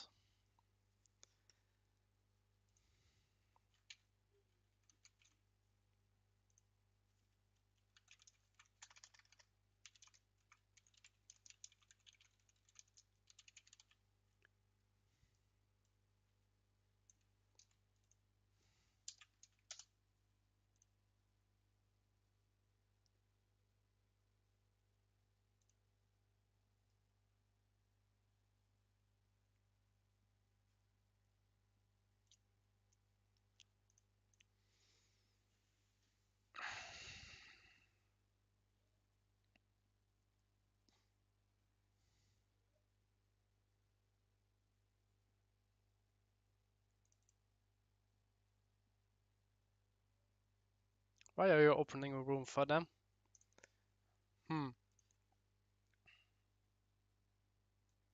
Okay, so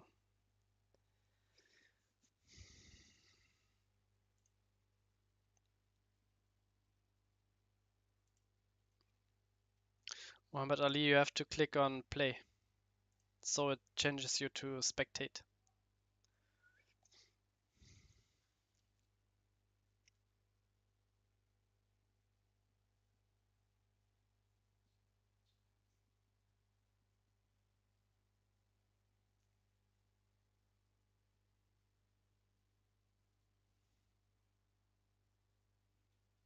If you're not changing, then Halfar needs to kick you before he starts the game, but you can just join afterwards.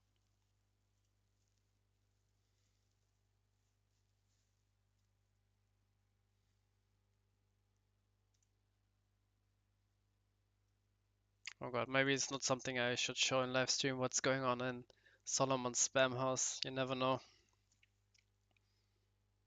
You never know.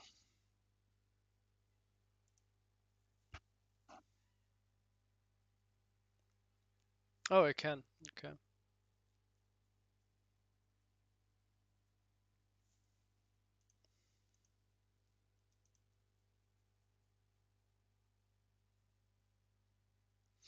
Yeah, deck out against forwards. It's pretty 50-50 in my opinion.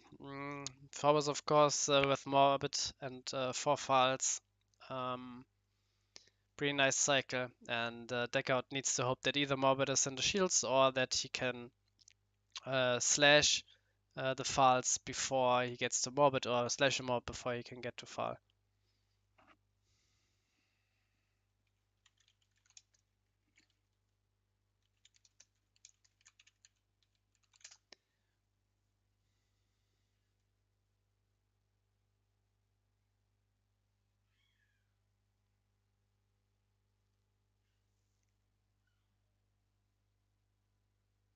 Yeah. Oh, the other game is also starting, yeah. Nice, nice.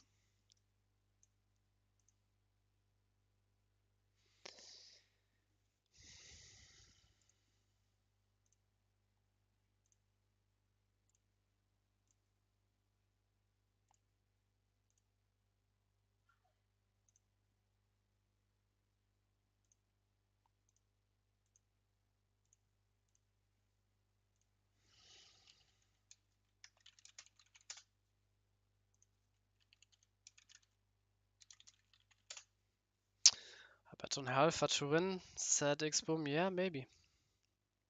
Yeah, Future Slash is really good in just slashing 2 cards at the same time. You can slash 2 files, Morbid file, whatever.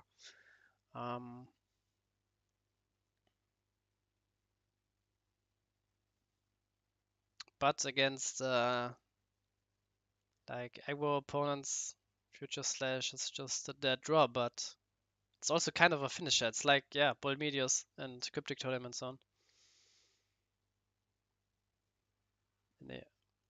Would be nice for Alex to get his first IDC win.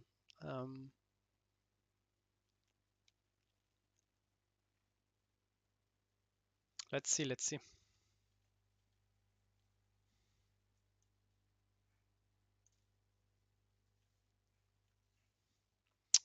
But Halfar, yeah, also playing Dimension Gates to get either Forbos to get Mount Messin, or either getting File to get a Mount Messin, which is in the graveyard. So also Soul Serve, of course, charging File or Forbos early might be good.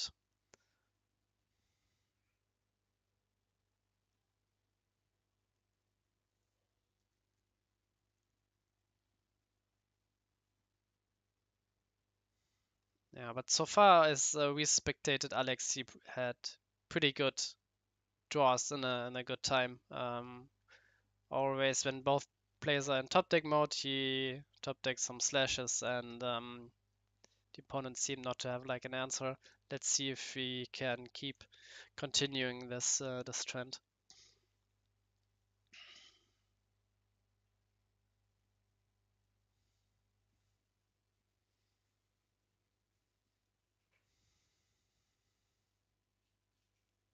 So yeah, left side is the third place match Fire Nature Rush played by Modest Duelist against CVH, who's playing Iceward.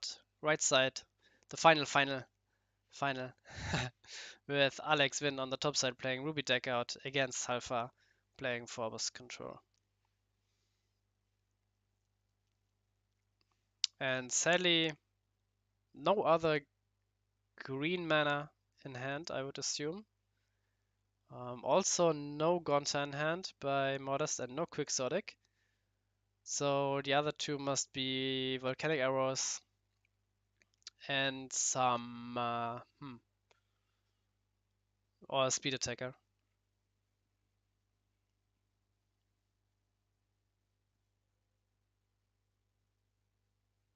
So not going for a Speed Attacker here should mean that he has two Volcanic Arrows in hand, maybe. He really needs like good trigger here, like Locomotive or something. That's a Soul Swap, I would assume. And meanwhile, Alex just getting turn 3 Slash Charger into next turn Slash Charger, maybe now a Stream or another Slash Charger. How about this one? And yeah, starting with the Morbid here and now continuing with the False.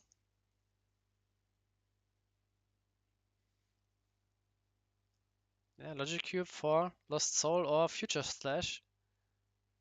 Lost Soul, okay.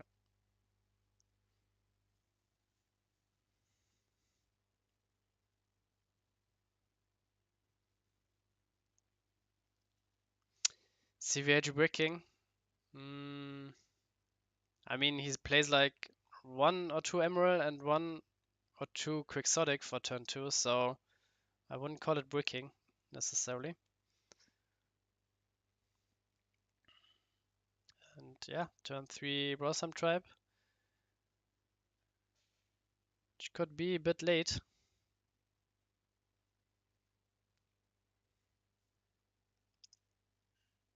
Definitely too late.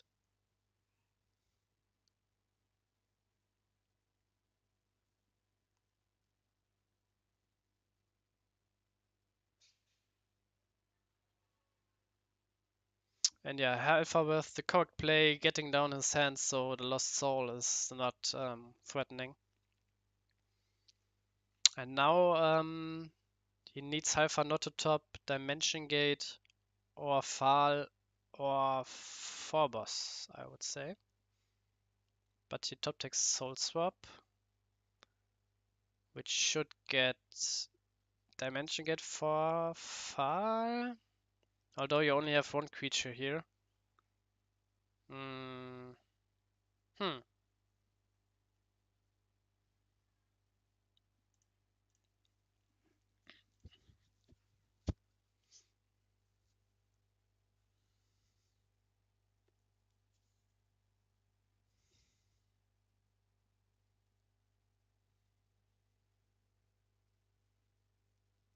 yeah. Like no single shield trigger can save CVH here. Oh, Holy Orc can. But yeah. No. Or maybe Halfar can just go for a finisher now. No, going for Phobos.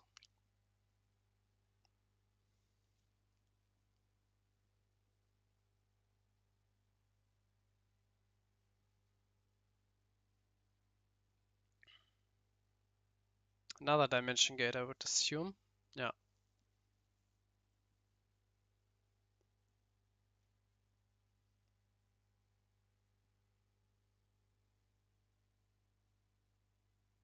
Now you can Dimension Gate for Fall, get back Morget, get back Phobos and Fall.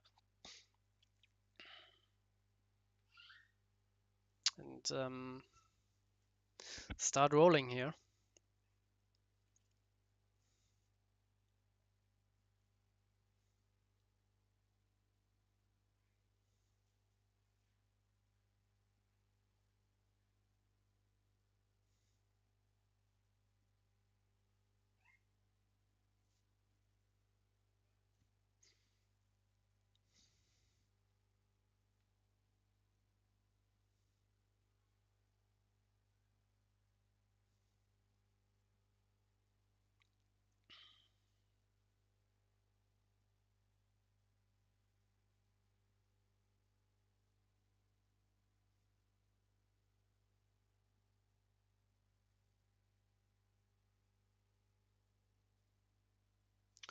See, attacking with Polygon would make sense if he plays like Polygon in a 2-drop next turn or triple 1-drop, but otherwise, if he's not playing Polygon right back, I would have liked the no attack here by Modest. No slash charger by Alex, but kind of too late. Halfar already has Morbid Medicine in hand, so you can't really slay a creature here. Maybe you should go for a Soul Swap. Already 4 dimension gates being played here. Oh no, 3 dimension gates.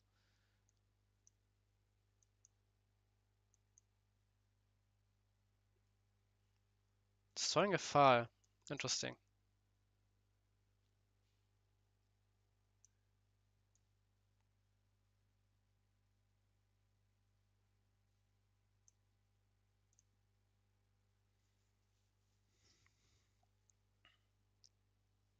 Meanwhile, no turn 3 play by CVH.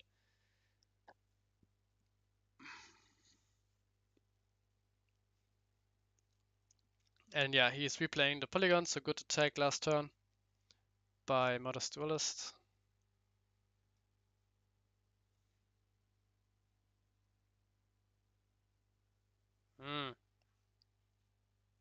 Yeah, file for clamp, nice. Discarding the Blizzard, which yeah, Alex didn't play last turn. Played stream into slash. He had like 3, 6, 8 mana. Yeah, he didn't have mana for stream and Blizzard. Nice by CVH discarding the Pyrofighter Magnus, but oof. Yeah, no Sky Sword and mana for like a Soul Swap here. And it's looking pretty tough, pretty tough. Pretty tough, I would say.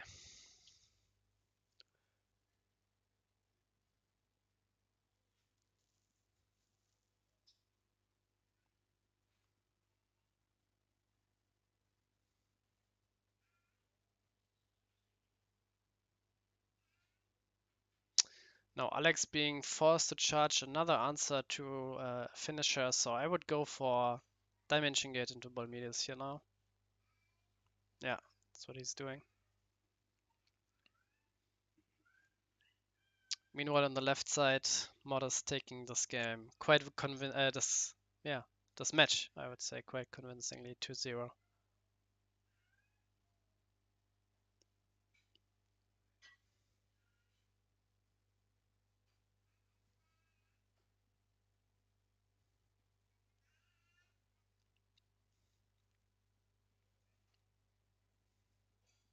But AleksVin, on the other hand, Basic is here. You play Bolmedius, your opponent top decks an answer. It's like a curse. It's a curse. What do you do?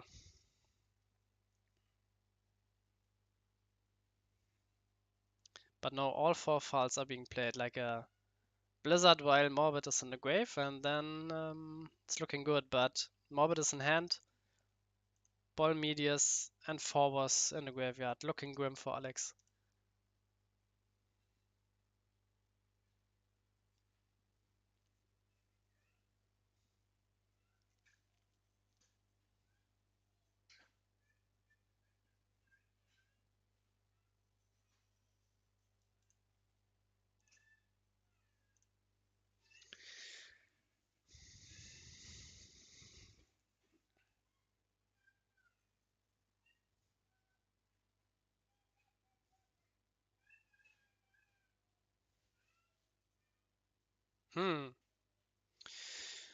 So, okay. Don't you want to play like your own Phobos, no? Instead of the Plague? The Rebirth on Loco?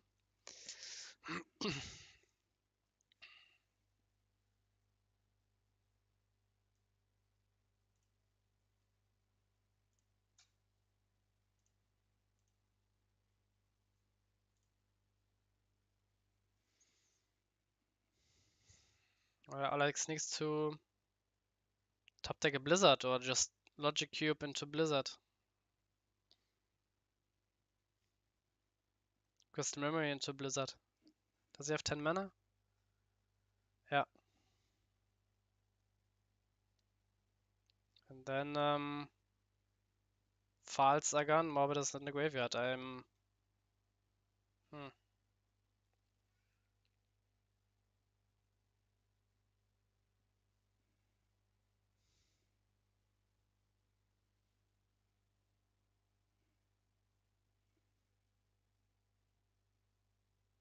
Yeah, Belix was another out, yeah.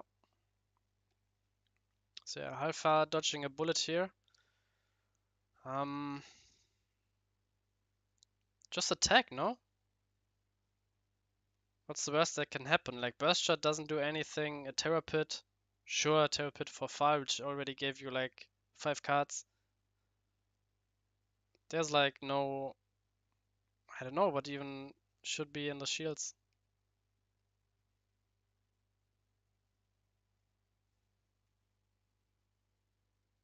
Attack with Loco, and then 5 of... I'm... Hmm. Hmm.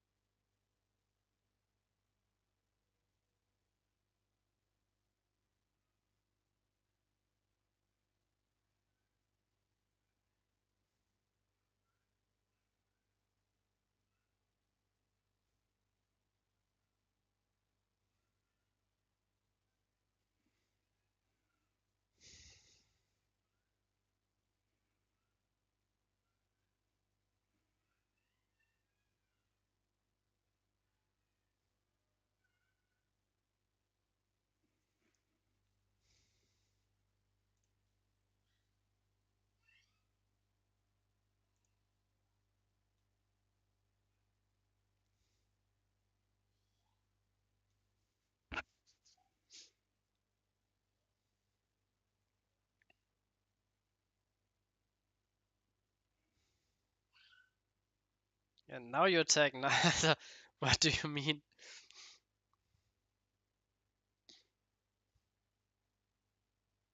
Now you... That doesn't make sense. You should have attacked like the last 4 turns. And now just stop. Okay, can continue. But yeah. Could have forced like the Terror Pit 5 turns ago. But yeah, there's nothing that could hurt you. Like you had the Shield Trigger, you just stop. And yeah, trading a file for a pit is easy plus for you. Hitting a burst shot doesn't do anything. Hitting a skydiver doesn't. I mean, yeah. The only chance was like hitting a blizzard and then not being able to finish the game, but you had like the Bolminius out, so yeah.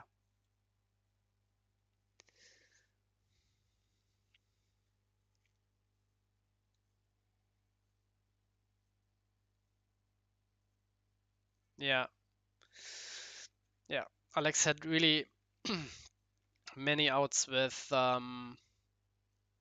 Logic, Stream, Belix, whatever into Blizzard, and then you only have like a Bolminius and then another answer, and you have nothing because Morbid and all files are in the grave. So waiting is definitely not something you would want. But all good, all good. You were in a commanding position. You brought it through. 1-0 for Halfar. Let's see. Alex got a perfect curve with 2 slash charges back to back.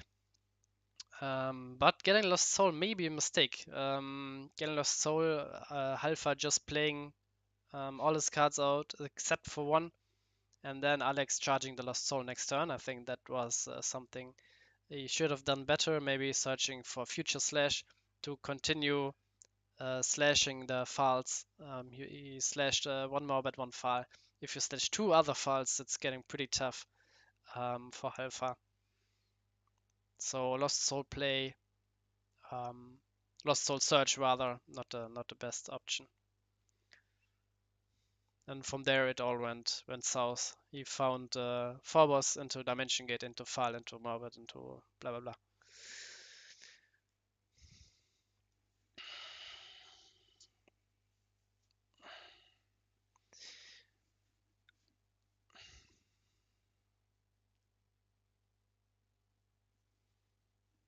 Again, energy stream from AleksVin, not something huge, not something terrible either. Halfar can now play his Borsam Tribe, be ahead in the Lost Soul race. But as we saw last game, Lost Soul race was won by Alex, but didn't matter because Halfar had one card in hand by that. Now Alex again answering back with his own charger. Next turn I'm threatening Lost Soul, and now it's looking quite tough because Halfar can't just dump his hand here. Last time he played Soul Swap into Cranium Clamp. Now it's a good Lost Soul here.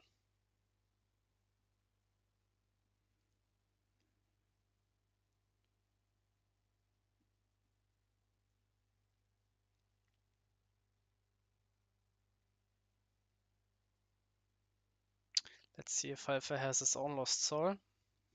Top decked.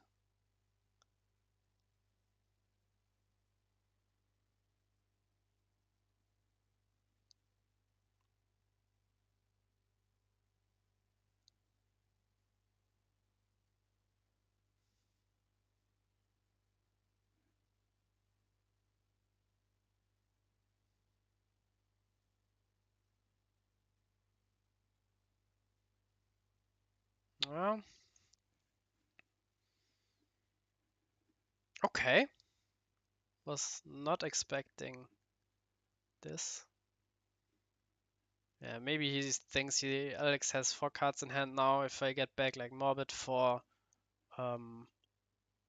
Bermudas and Bosom Tribe, my opponent has, I don't know,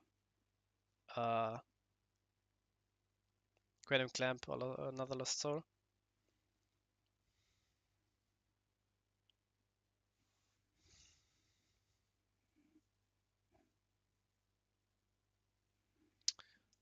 Now Future Slash getting 2 files, I would assume. No, okay. Yeah, not I mean, Morbid is in the mana zone, so you need a Belix, and one is already in mana, so you either slash a Belix or you slash a Soul Swap, but yeah, and Fall can get you to Soul Swap, so yeah, really many cards to get you to your Morbid. And yeah, clutch top deck. Fall getting back Future Slash would have been nice.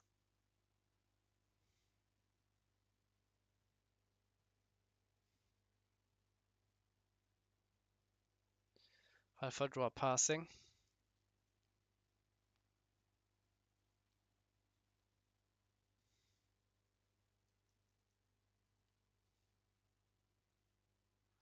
Burst shot for Skysword, eliminating the possible Soul Swap here.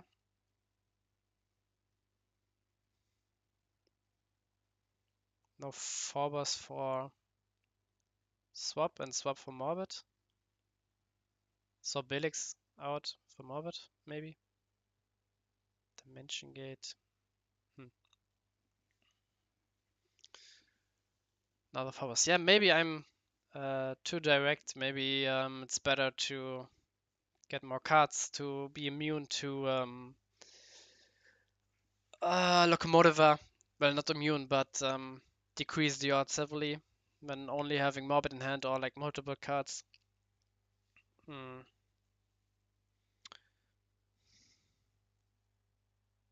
Charging. What? Slashing Cryptic. Huh. Why? I mean, 3 soul swaps are in the graveyard, so that should mean that there's no soul swap left in Halfar's deck, yeah?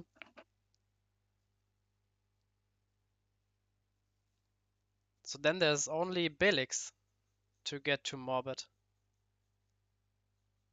and one is here, and he's slash cryptic and not Billix, so that should mean no access to Morbid, if I'm seeing that right. And Halfar probably realizing it and starts swinging, which is a bit early, I would assume.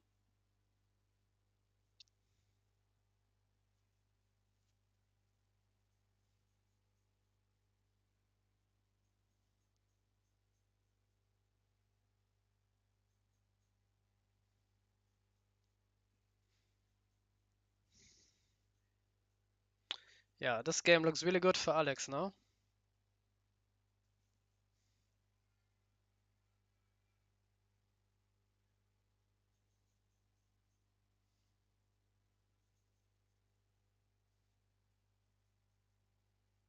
Hmm.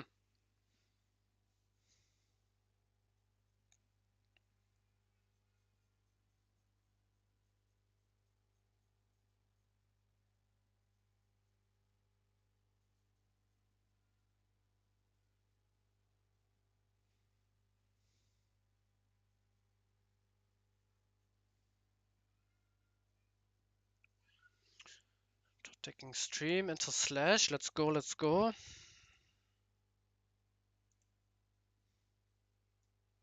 Now he's taking something like Basic Z. Locomotiva. Yeah,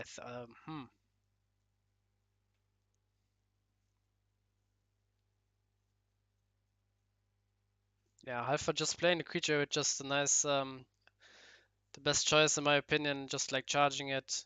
Um, your deck is not getting better. Um,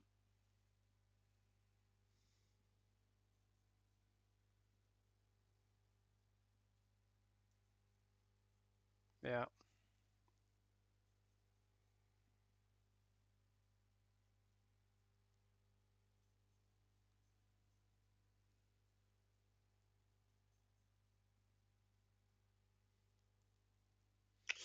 Okay, okay. Final game, final game. Final game in the finals. Let's see Halfar starting.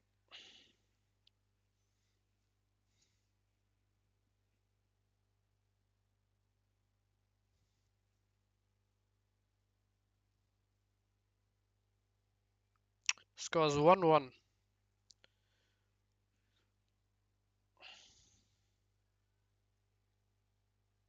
Yeah, 2 files and shield is tough, but Morbid and shields is even tougher.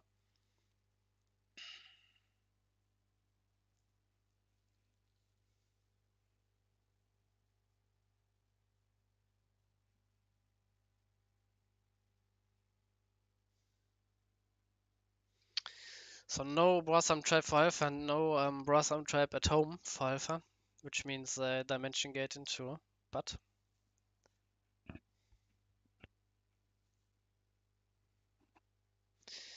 Alex with the stream,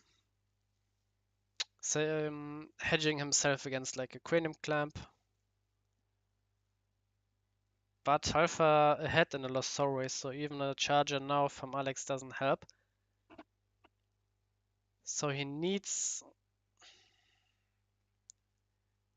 He needs like a Loco to snipe. And no play. Oh, this could be bad. This could be bad. Yeah, play 4 bars for... Oh, no, Cranium Clamp doesn't help.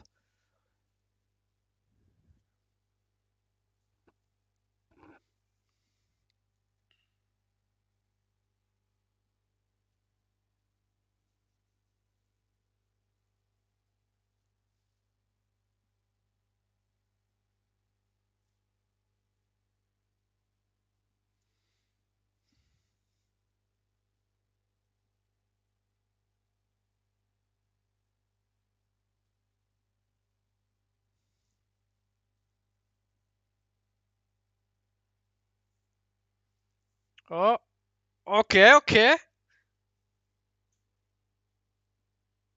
Maybe Halfar hedged and has a second one because he searched quite for a long time with Phobos. And if he didn't have like Lost Soul in hand, he wouldn't. Yeah. Nice play by Halfar. Hedging against the Loco.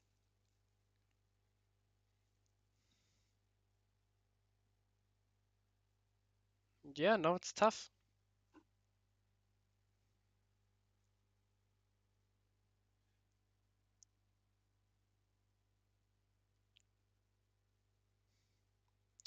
But now Halfar needs to top deck some gas, and yeah, which Dimension Gate definitely is. Yeah, sadly can't play forwards here.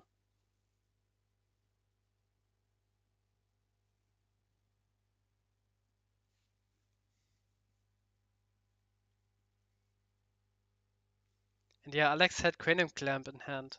So why didn't he charge like Darkness, play Clamp, and then Loco for the last card? That's what he meant by misplay. Yeah, why don't you... You down in mana in the Lost Soul race, charge Lost Soul, play Clamp, and then hope to top deck the Loco. And now, for another Dimension Gate, then Dimension Gate for another forwards, I would assume.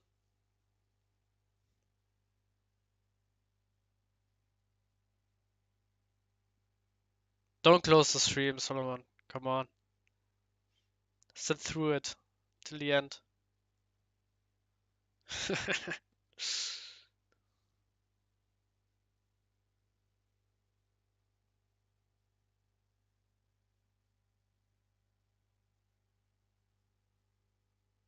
Ah, Loco for Clamp.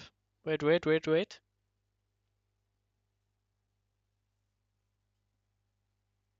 Logic for Clamp, not Loco. Yeah, no Halfar top decks, I don't know, Sky Sword and Skydiver. Okay.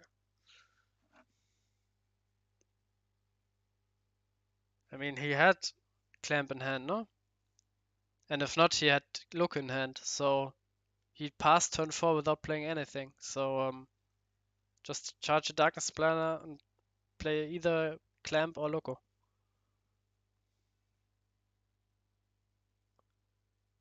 Yeah, this game is not over. Yeah, now maybe it's over. But yeah, if Halfar keeps top decking like Magma Rex, I don't know, Quantum Clamp, Brosum Tribe, Skysword, and Alex starts top decking Future Slash, hmm.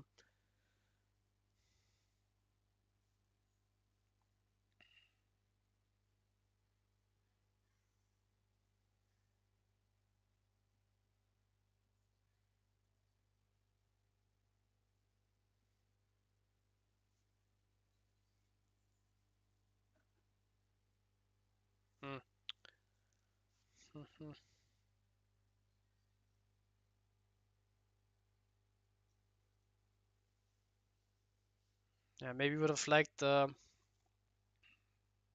hold the pit in hand, but yeah, Halfar would have just charged the butt and played Cryptic and Cranium Clamp.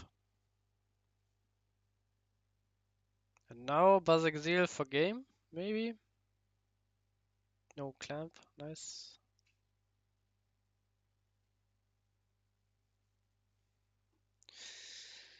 Yeah.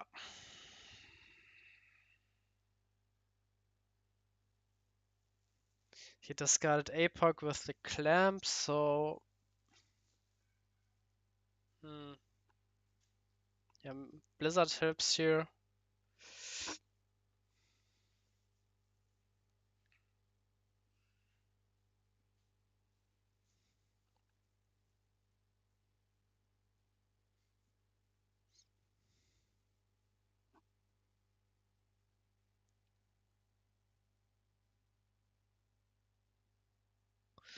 Eight plus one is 9, yeah. Ooh, good sign for Halfar, seeing your opponent playing Energy Stream.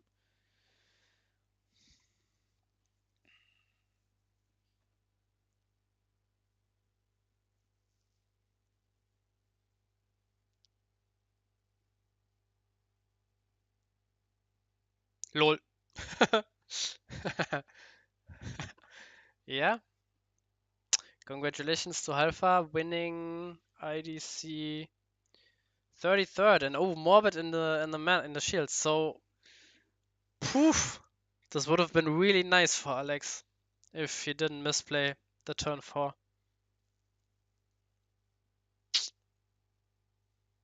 Yeah, yeah. This would have been devastating. Like, Bolmedius already in the grave. 2 files being here. 2 forbers here, 2 forbers here, Morbid here. Yeah. Yeah. You hate to see it. But for Alex fans. For Halfar fans, of course, celebrate. Celebrate. Yeah, congratulations to Halfar winning his IDC. And yeah, leave a comment down below if you like this new streaming thing. And I will upload it. I'm not sure how long this process needs to be. This video is processing. It's like 4 hours, 20 minutes. Will be taking quite a while, so maybe today, maybe tomorrow, maybe the day after. Yeah, leave a like, leave a comment down below, and we'll see you in the